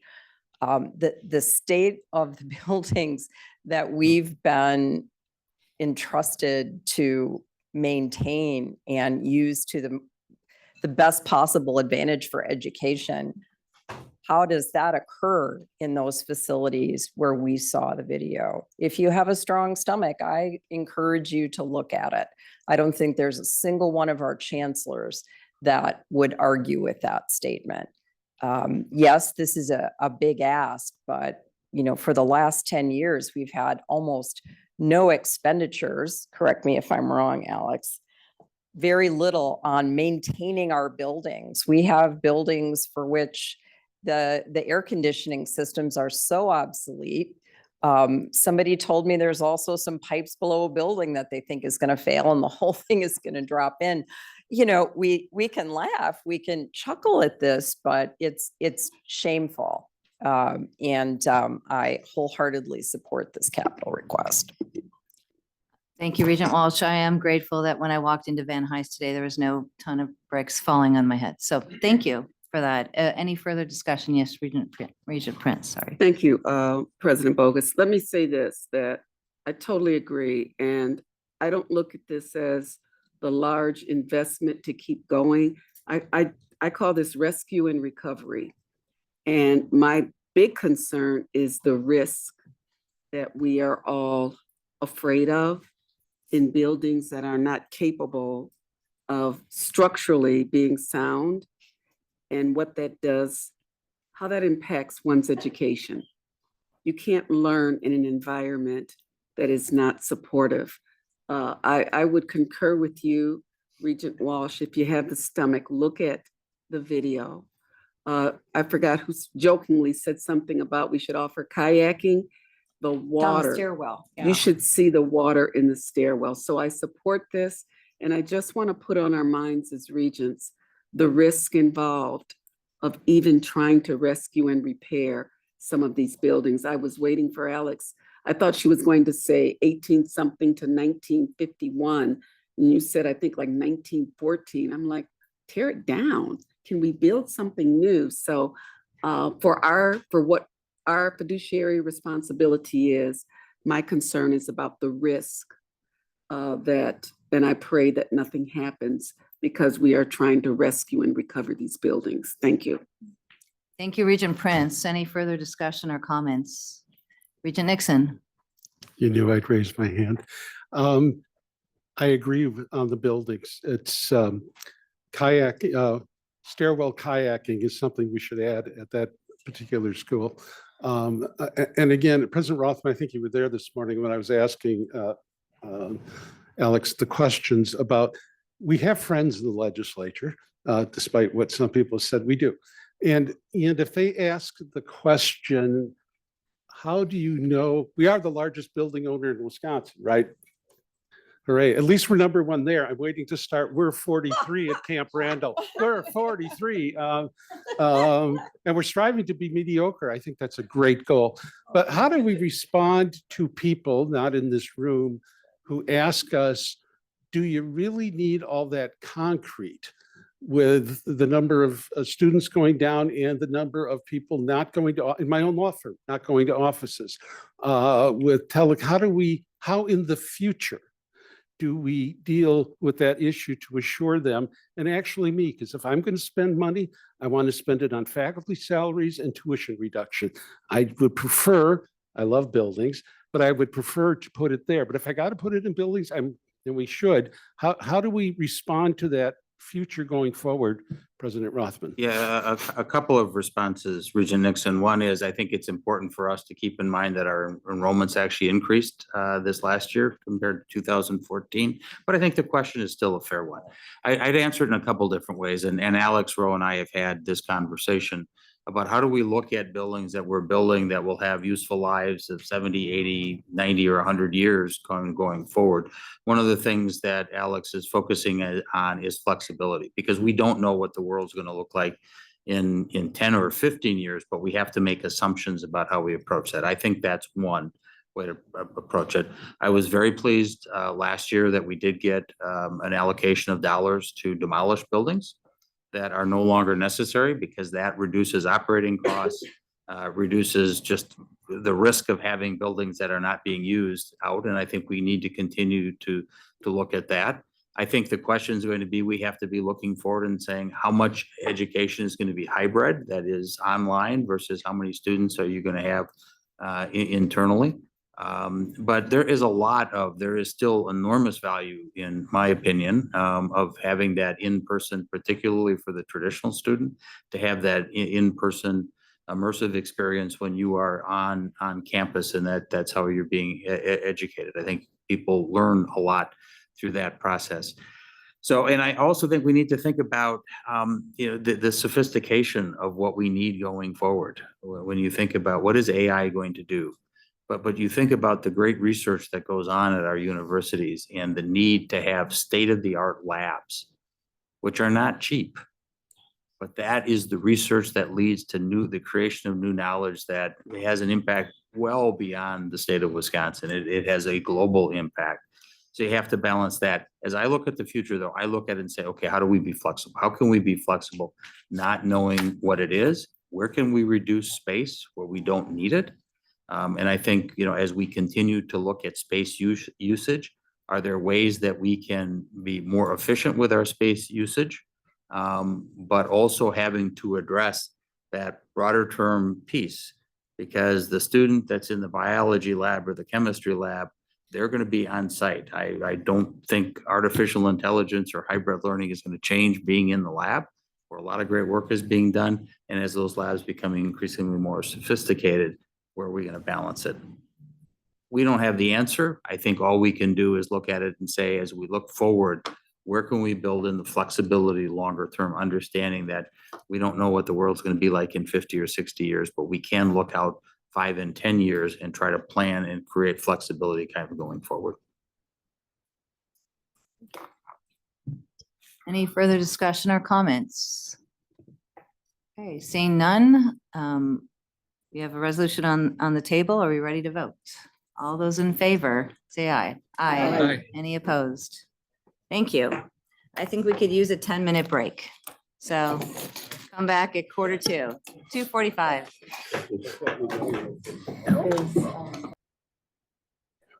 Okay, everybody, we're gonna go ahead and start. If you want to take your seats. There you go. Was that do lock it? Yeah. Thank you so much. Wait a minute for everyone to get seated.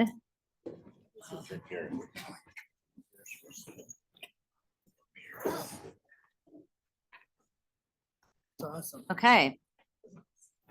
Well, it's with mixed emotion. I'm very grateful to welcome back Regent Emeritus Dana Wachs. Served as the board from May 2022 to March 2024. I will now call upon Regent Adams to present the board's resolution of appreciation for Dana's service to the Universities of Wisconsin. Regent Adams. Good afternoon.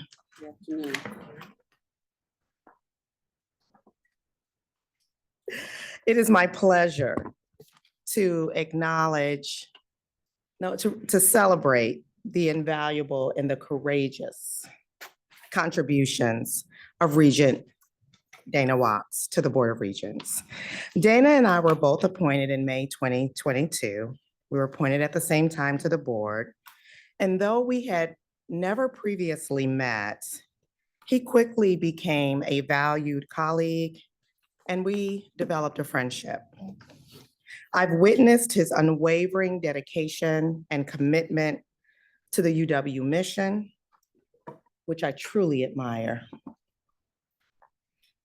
And believe it or not, Dana has become my go-to for a good joke, a good laugh, and a good meme.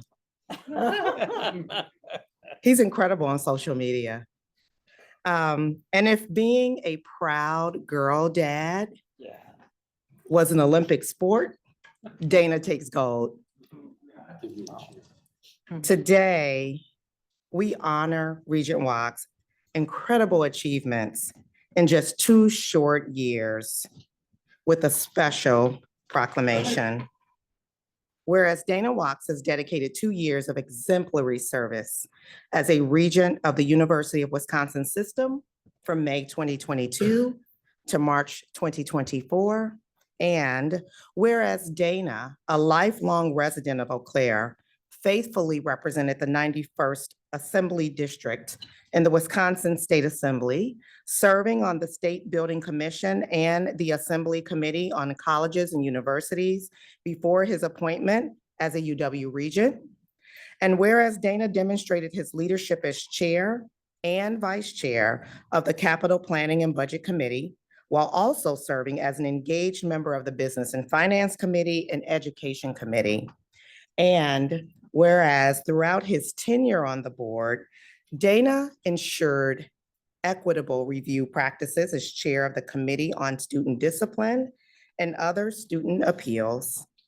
And whereas Dana continued his commitment to advancing medical research, health education, and workforce development, serving as the UW Board of Regents liaison to the Wisconsin Partnership Program, which oversaw 20 grants awarded totaling $10.6 million in fiscal year 2023. And whereas Dana was steadfast in his support of publicly recognizing those who greatly impact our students and university communities throughout the state, serving on the Regents Teaching Excellence Awards Committee and the University Staff Excellence Award Committee.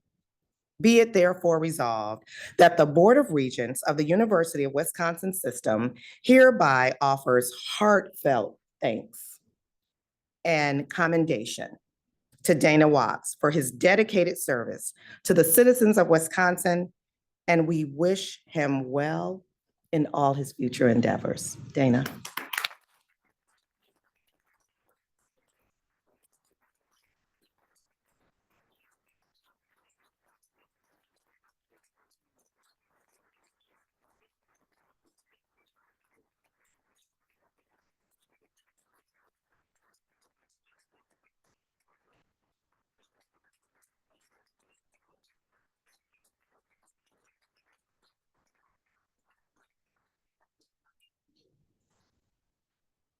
We have a better backdrop.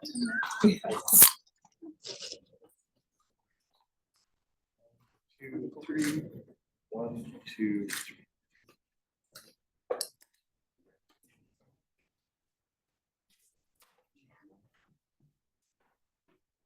Nothing I like better than a captive audience, I'll tell you. I want to thank Governor Evers for appointing me to this board. I very much appreciated being on this board. And I want to talk about some stuff today that I don't normally talk about in public. You know, the North Star in our family is faith, family, clients, and community. And I think the elephant in the room today is DEI, diversity, equity, and inclusion. I believe DEI is an expression of the principles of the Old and New Testament. Inclusion, love.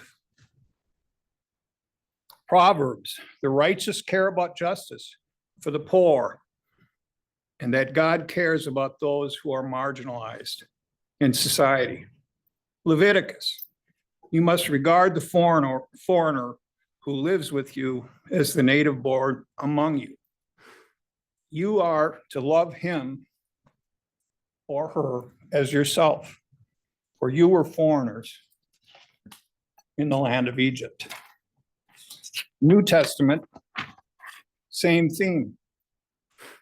Galatians 3:28, there is neither Jew nor Gentile, neither slave nor free, nor is there male and female, for you are all one in Christ. Ephesians, for he himself is our peace, who has made the two groups one and has destroyed the barrier, the dividing wall of hostility. Both the New and Old Testaments speak of inclusion, speak of love. But it's hard to move the needle forward on the issue of love. It's very hard to move that needle forward. James Baldwin once said, love has never been a popular movement, and no one's ever wanted really to be free. The world is held together, really it is held together by the love and passion of the very few people.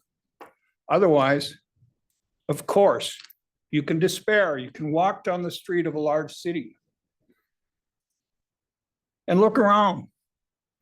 What you've got to remember is the person you're looking at could be you.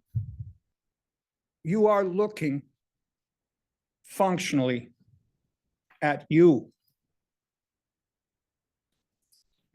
We need to include people, not exclude. We need to love people, bring them in, educate them. This is the great equalizer, is higher education and the technical schools. We need to move the needle to fairness. We need to move the needle towards justice. We need to move the needle towards equity. It's disappointing of the human condition that Robin Voss linked critical funding for this institution with exclusion. To exclude is what he linked to this budget. Well, folks, you are the ones now. You are the ones that need to protect this university. This university system is the DNA of our economy. This university system is the DNA of fairness and justice, a meaningful society. I wasn't planning on going into this, but I think Tennyson said, I might be wrong on this, but I think there was a poem, I am a part of all that I have met. Too much is taken, much abides. That which we are, we are. One equal temper of heroic heart to strive, to seek, to find, and never to yield. It is your charge. Hold your chins high. Fight for this university. Fight for this system. It is our future. It is the future of generations. It was an honor to be a part of this. Thank you very much.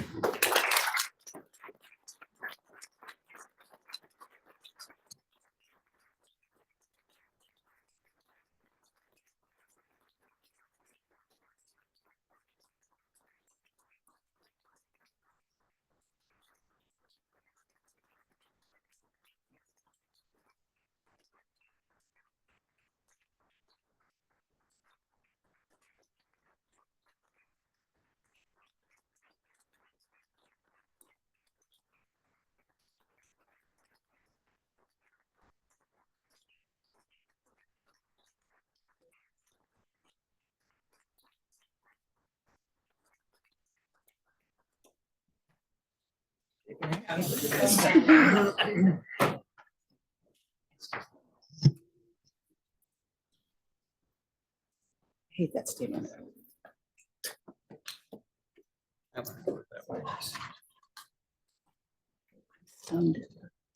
Out your emeritus. Yes.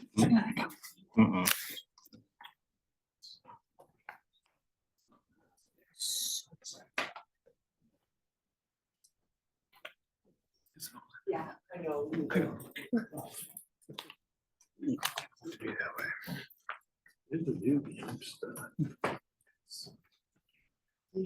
Hanging out there. You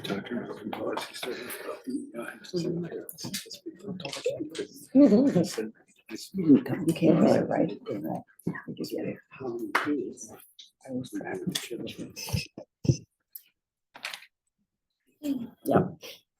yeah. Not as old as me. When Ed's here, he's the All only right, one. thank you, everybody. We're next going to move on to the resolution of appreciation for UW River Falls Chancellor Maria Gallo's service to the Universities of Wisconsin. And I now call upon Regent Tyler to present the board's resolution of appreciation for her service. Thank you, Regent Tyler. Thank you, Regent Bogus. I first met Maria as part of a community group that was having dinner with the candidates for the chancellor. And I remember the discussion after we broke up that we thought we weren't part of the selection committee. We were part of a community group, but we thought, man, we hope she's the one. And she was the one. She fit in our community extremely well. And one of the things that, I am so appreciative of her work is that she, along with other leaders in higher ed in our area, began to collaborate at a level that we had never seen before. And that group of leaders really have changed the environment in our area. So, speaking on behalf of folks in our region, we're sad to see you go, Maria, but wish you all the best. So I will proceed with the resolution of appreciation. So whereas Maria Gallo served as the 20th Chancellor of the University of Wisconsin, River Falls from 2021 to 2024, culminating a decades-long career in which she helped undergraduate and graduate students achieve their educational and professional goals through formal advising, teaching, and research.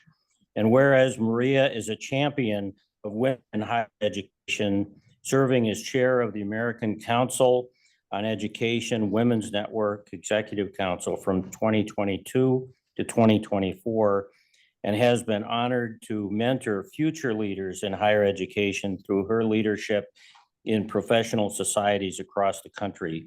And whereas under Maria's leadership, the campus implemented its Soaring to New Heights strategic plan, focusing on success, belonging, sustainability, and viability. aligned with UWRF's mission, renewed vision, and newly adopted core values, and launched the university's first strategic enrollment management plan. And whereas Maria's tenure as chancellor was highlighted by a series of significant accomplishments, including creating the College of Education, Business, and Allied Health to facilitate interdisciplinary program development, completing modernization of the dairy pilot plant now known as the Wheatrick Family Grassland Dairy Center of Excellence, and working with the university faculty and others to support the Humane Handling Institute, recently awarded the largest endowment in the university's history. And whereas under her leadership, UW River Falls began constructing the Science and Technology Innovation Center, the largest building project in the university's history, which will transform student academic experiences and will position UW River Falls to further contribute to the economic development of the thriving St. Croix Valley region and beyond. And whereas Maria advocated tirelessly to receive Minnesota tuition reciprocity funds at UW River Falls, returning millions of dollars to the campus and supporting sustainability efforts at the university, helping UW River Falls receive its highest ever sustainability tracking assessment and rating system rating. And whereas Maria's leadership brought the development and execution of a new UWRF brand identity, followed by a refreshed website and vital recruitment investments, including the addition of esports and men's soccer, as well as the return of the Marching Falcons marching band and men's basketball.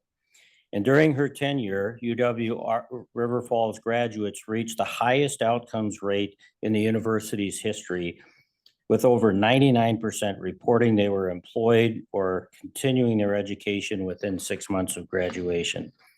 Be it hereby resolved that the Board of Regents of the University of Wisconsin System hereby offers thanks to Maria Gallo and her outstanding service as Chancellor of UW River Falls and wishes her and her family well in her retirement.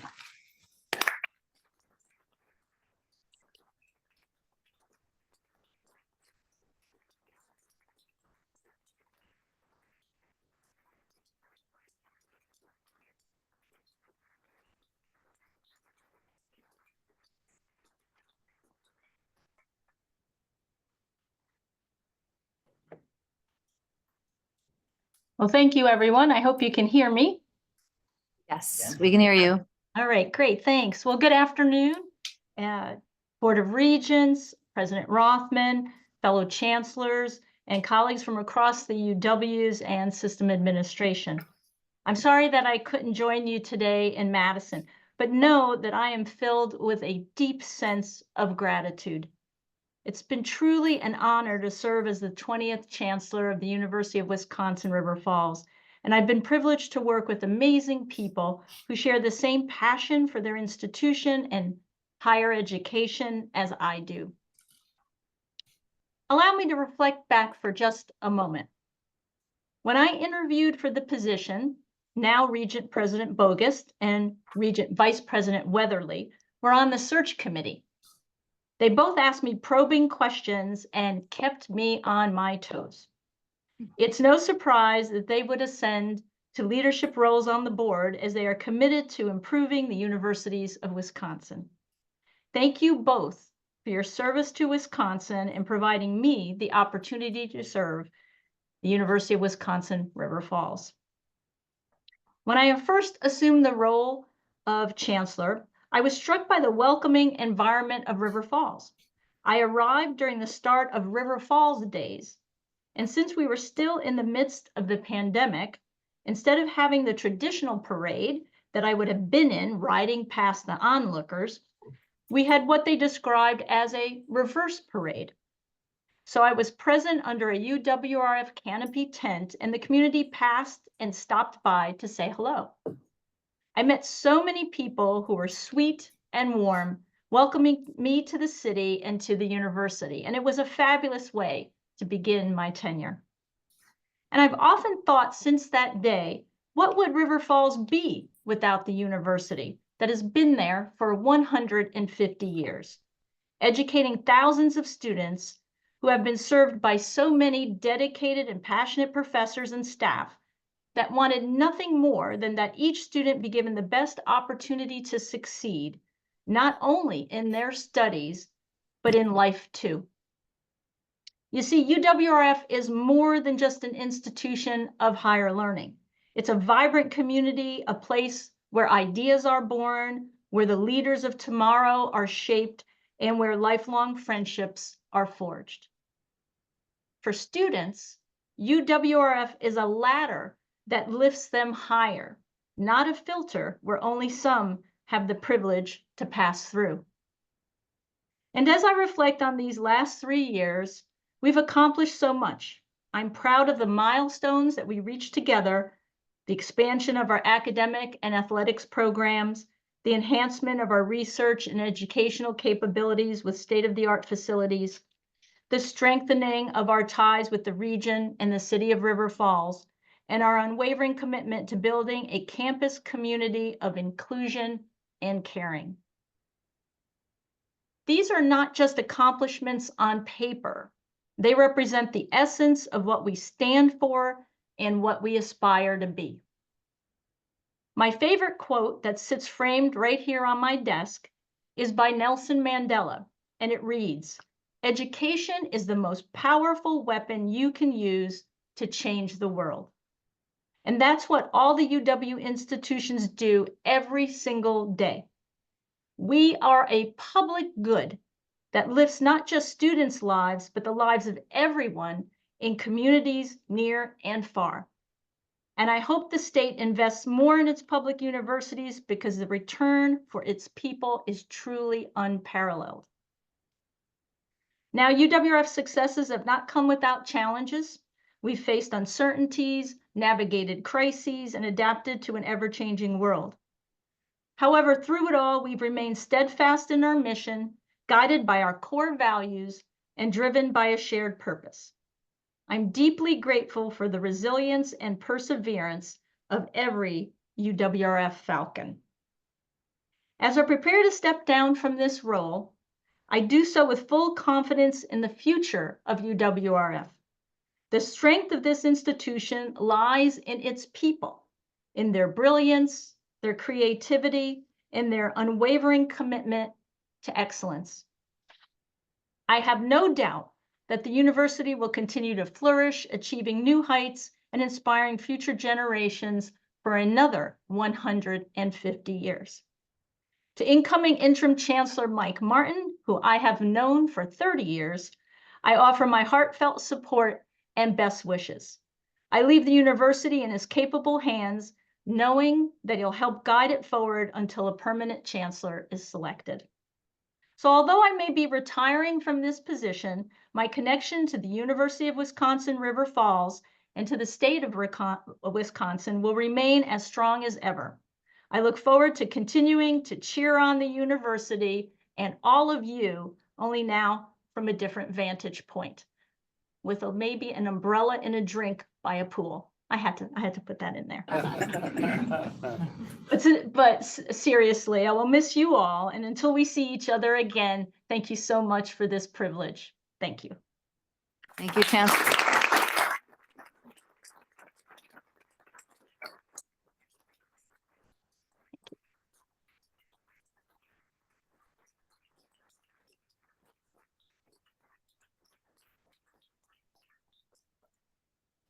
Thank you. Okay, our last, but certainly not least, resolution of appreciation for Vice President for Finance and Administration, Sean Nelson's service to the University of Wisconsin. I now call upon Regent Rye to present board's resolution of appreciation for Sean. Thank you, Regent Bogos. And before I get into the resolution, I have some personal comments. I'll start with a confession because I hear it's good for the soul. God knows my soul needs it. So Sean, you may have felt over the last few years picked upon. You're right. Of all the senior vice presidents, you've caught more hell than any. And it's true. And you may feel that maybe regents in the past from Green Bay or Milwaukee had it out for you. And you thought you were going to get a break till you met me, and it just got worse. And you're right. We've picked up upon you. And deep down inside, I know you know why. We don't like you.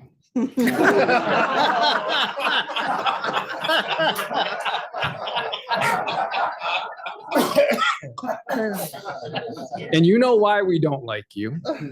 It's because you're a damn Patriots fan and a highly annoying Celtics fan, especially this year. But in reality, Sean, we do love you. I think a true mark when you're moving on, whether it be retirement or or to the next job. And I think it's said many times, did you leave the place better than you found it? And I would say today, and having witnessed you for 3 years and looking at the past, you have definitely left your department and the entire system better than you found it. We now have better line of sight to the data that we have bugged you about for a long time, as proven in today's committee meetings and as pointed out by other fellow regents. But we are going to miss you. And despite all the picking and all the questions, we do love you. So now for the resolution. Whereas Sean Nelson has provided exemplary service to the universities of Wisconsin for more than 7 years, beginning in May of 2017 as Vice President for Finance, and then under the expanded role of Vice President for Finance and Administration from September 2022 through the present. And whereas the Chief Financial Officer for the universities of Wisconsin, Sean oversaw financial policy and planning, worked with the UW's chief business officers, and assured the fiscal integrity of the system-wide budget planning process, while also serving as trust officer for the Board of Regents and working with the board's business and finance committee. And whereas Sean served in a leadership role to transition UW's trust funds to the State of Wisconsin Investment Board and create the Intermediate Fund for Investment, thereby creating greater stability for these funds, while his interest in sustainability, part of President Jay Rothman's strategic plan, has furthered these efforts, including through issuing a request for proposal for utility tracking software and filing 2 sustainability coordinator project positions to assist with energy conservation initiatives, and that include identifying projects for tax credits. And whereas Sean, who has more than 23 years of experience in administration and finance, served on the Wisconsin College Savings Board and attended meetings of the state's Higher Education Aids Board to ensure a continued focus on financial aid for UW students, in addition to working with Board of Regents to accelerate the timeline to approve tuition and fee rates from June, July to April to help students and families plan. And whereas Sean led the effort to create a revolving capital fund to help campuses pay for design work, which has allowed campuses to move more quickly to get projects enumerated, freeing up campus funds for more student-focused initiatives. And Sean's students' focus also included obtaining additional funding for campus mental health counseling services through his collaboration with the Division of Academic and Student Affairs to secure UW and grant resources. Be it therefore resolved that the Board of Regents of the University of Wisconsin System hereby offers thanks and commendation to Sean Nelson for his unwavering service to the universities of Wisconsin as a strong fiscal steward and dedicated leader as he prepares to move back to his home state of Massachusetts upon his retirement. Sean.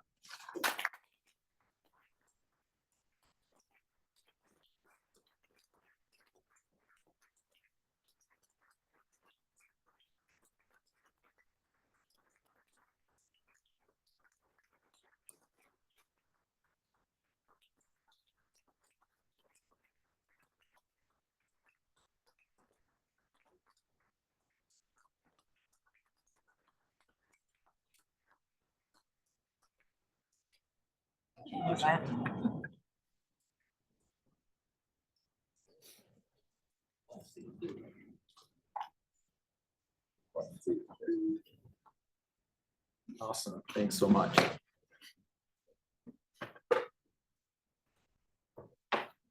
Oh, geez, thank you. So much appreciation for this acknowledgement. It really has been a privilege to work here at the system. University of Wisconsin. We're going to change this up front here, Jack. Ray Cross coaxed me to come across state lines here. And I really didn't know what I was going to be up against. It was certainly a huge challenge, and I really want to thank him for helping me get my footing. But I want to say something about the board. It's been said a lot of times from this podium that it really doesn't matter what your political persuasion is or who appointed you. You always have the students in mind. And I've seen that time and time again. I never thought about where someone got on this board. It really has been your focus. And that means, I think, the world to me as a leader, to know that I have the support of the board and that your interest in the mission is tantamount. I also want to say, when I started out as I was the VP for finance, and I had a core group. I had Julie Gordon, Renee Stevenson, Amy Arnold, and Ginger Hintz in my finance team. And I inherited that group, and I called them the Century Club. They had 100 years of experience at the UW, 100 years. It was absolutely remarkable. And I think working together, they were an incredible resource in developing a strategy and always interested in how we can improve accountability to the system and transparency. And they're always open to new ideas. It's not easy for someone who's been in a job for a long time for the new guy to come in and say, hey, why don't we look at this thing a little bit differently? But those four have been absolutely remarkable, and they're still here today in service of the Universities of Wisconsin. I want to say something about the president's office, right? I love these folks. So Nicole Smith, I think she's listening downstairs. She's the most thoughtful and personable presence on that 17th floor. I think she has one of the toughest gigs here, getting this guy's schedule in order. And she always does it, with enthusiasm and with a good face. And I really appreciate all that she does. David Voles, if you're here, there he is. This is the man that really puts together all of the BNF materials for me, make sure I'm well prepared. And the BNF chair. And David, thank you so much. Or Voles, as we like to call you. You've been indispensable, and I really appreciate you. Then, of course, there's Jess Lathrop. So she's one of the few people that have been around since I've been here, since the start. She's waving at me. She started out in the board office, of course, and is now the chief of staff. And she just brings it every day.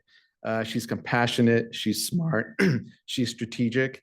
And let's be honest, she's the one really running the university right now. We commiserated, we laughed, we cried, we had a lot of fun. Thank you, Jess. I appreciate you.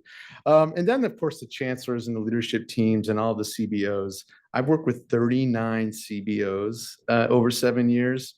I think that says a lot about the demands of the position, but they have been relentlessly dedicated and resilient and creative in trying to manage circumstances that really they have not a whole lot of control over. They can't control inflation. They can't control tuition for the most part, and enrollments and all that. And I got to say, to a person, they've been so committed to their institutions. And I know, there's only one that's still in place when I started, Robin Van Harpen, who's just been a great friend and colleague. But of course, Rob Kramer, who I started out with when he was the VP of administration, and the recently retired Bob Hetzel. But I know there are several here. I saw them for lunch today. There you guys are, David Rowland and Pratima and Eric, and obviously Chris Patton. You'll be the 12th vice president, by the way, when you start next week, that I've worked with, and all have done just a wonderful job. And I can't say enough. I really want to save my sincere gratitude to my direct reports. Dan Chanin, Chuck Saunders, Julie Gordon, Stacy Rolston, Alex Rowe, Stephen Hopper. And obviously Julie and all of our folks have just embraced team culture. They work across divisions so well. They're incredibly competent, collegial, and collaborative. And they just lead their respective teams in service to the campuses. And they're really just getting started. I think they have this ethos of continuous improvement. And I know that it's going to be a lot to come from that group going forward. And I'm really proud of them and what they've given to the university campuses, and Stephen Hopper, especially double duty on ATP as well. And of course, Amy Arnold. So if you don't know Amy Arnold, she kind of runs the shop a little bit. She tackles everything that's thrown at her, usually at the last minute, but always delivers. And of course, Diana Trent, who's my executive assistant, who has the unenviable task of setting the schedule and avoiding 8 a.m. meetings, which became a lot harder when Jay started his position here at System. There's so many others I want to acknowledge. And I got to say, we talk about working at System as being a thankless job, and it's kind of true. In fact, When we talked about it the other day, Regent Nixon, you said, well, if you want to be thanked, you should have been a veterinarian. Perhaps true, but I want to acknowledge people that really get their due here at System, starting with the GR team, and I see Deej over there. They've just been such a great presence on the 17th floor, and that's Kathy and Allison, and of course, Kennedy, the comms crew, right? Jack, Heather, Mark, and OGC, right? Quinn and Noah and Jennifer and Wade, and of course, the folks in the board office. If you look, you're smiling, Stephen. This is exactly what I expected when I looked over there. He wins the award for the most personable, happy person on earth. Thank you, Stephen, for all you've done. I love vibing with you over music, and I'm really going to miss the board crew, and of course, Kristen and Megan as well. Also, I just want to say for the VP, Johannes Spritz. Johannes, you in here somewhere? Where are you? There you are, buddy. Wow, it's just been remarkable having you come aboard, and your team has just been outstanding. I think a lot of what you've worked on has been reflected in our biennial budget, and that's awesome. So thanks to you and Ben and Tracy and Julie and Jason and others. I think your work has been really impressive. I want to say a very special shout out to President Rothman. Since day one, he has been laser focused on student success and advocating tirelessly for the role of the UW in serving the state and contributing to its economic future. He has elevated the importance of maintaining financial viability and has embodied the core values from our strategic plan on being people-focused and purpose-driven. He easily engenders trust, including those of differing viewpoints, and his integrity and commitment is unassailable. This is not a leader seeking to make news or run around to a ribbon cutting or consolidate power. He rolls up his sleeves and engages, fostering a culture that values collaboration and partnership. Jay, it has been a privilege working for you and working alongside you. I have learned so much from you, and this university in this state is better for your leadership. Thank you so much. My mom and dad deserve special recognition. They were first-gen college students in 1960. My mom from a Portuguese immigrant family and dedicated public servants in their careers. I know that by having them simply attend college made it far more likely that I'm standing at this podium today. And that's a prime example of how we provide opportunities for first-gen students and underrepresented students has a ripple effect for generations. So I'm very grateful to them. Of course, my siblings, Kathleen and Andrew, for always supporting me over the years, and my wife, Rachni, and my kids, Kaden and Mali. This is where it gets emotional for me. You know, they kind of left their comfort zone from Massachusetts to come to Madison, and we literally knew no one. All we did was we heard about how great the people were in the Midwest, and it was so damn true. You people have been remarkable. You've taken us in. We've made lifelong friends and beautiful friendships, and we just love this state. My kids now call Madison home, and that's difficult, although they say that they will hopefully attend college here. I think that's great, but I don't really want to pay the price tag for coming up. Keep those out-of-state tuition rates low if you could. But for all of you, I just want to thank all of you. If you're in this room, if you're listening, you've made it your decision to support the mission of this university, and your passion and all the efforts you put into this may seem underappreciated, but it truly matters in the lives of people. I'll be rooting for your success from afar, and just thank you again. I appreciate the recognition. I'll miss you all. Thanks.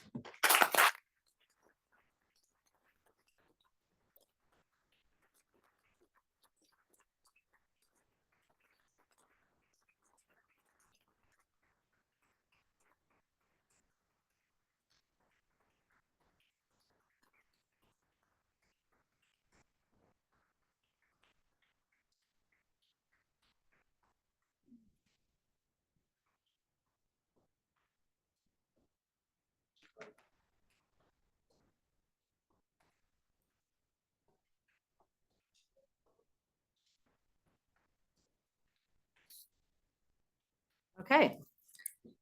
With Sean's retirement, there's one final piece of business to take care of, and that's electing a new trust officer. So is there a nomination to elect Julie Gordon, who I don't think is here, right? Okay. Associate Vice President. Yeah.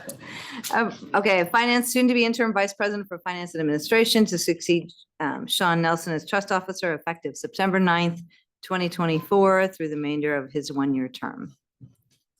Any further nominations? Hearing none, all in favor, say aye. Aye. All those opposed, say no.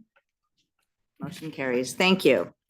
Okay, and finally, before we end our open session, do Regents have any communications, petitions, memorials that they want to share with us? Hearing none. Vice President Weatherly, will you read the Go for motion to it. take your time Yep. to move us into closed session? I've been excited about this Have you for a while. practiced? Okay. Thank you, everybody. First of all, everyone stayed seated. This is Oh, great. yes. I appreciate your cooperation. First one, so if you could listen Yeah. before you leave. Okay.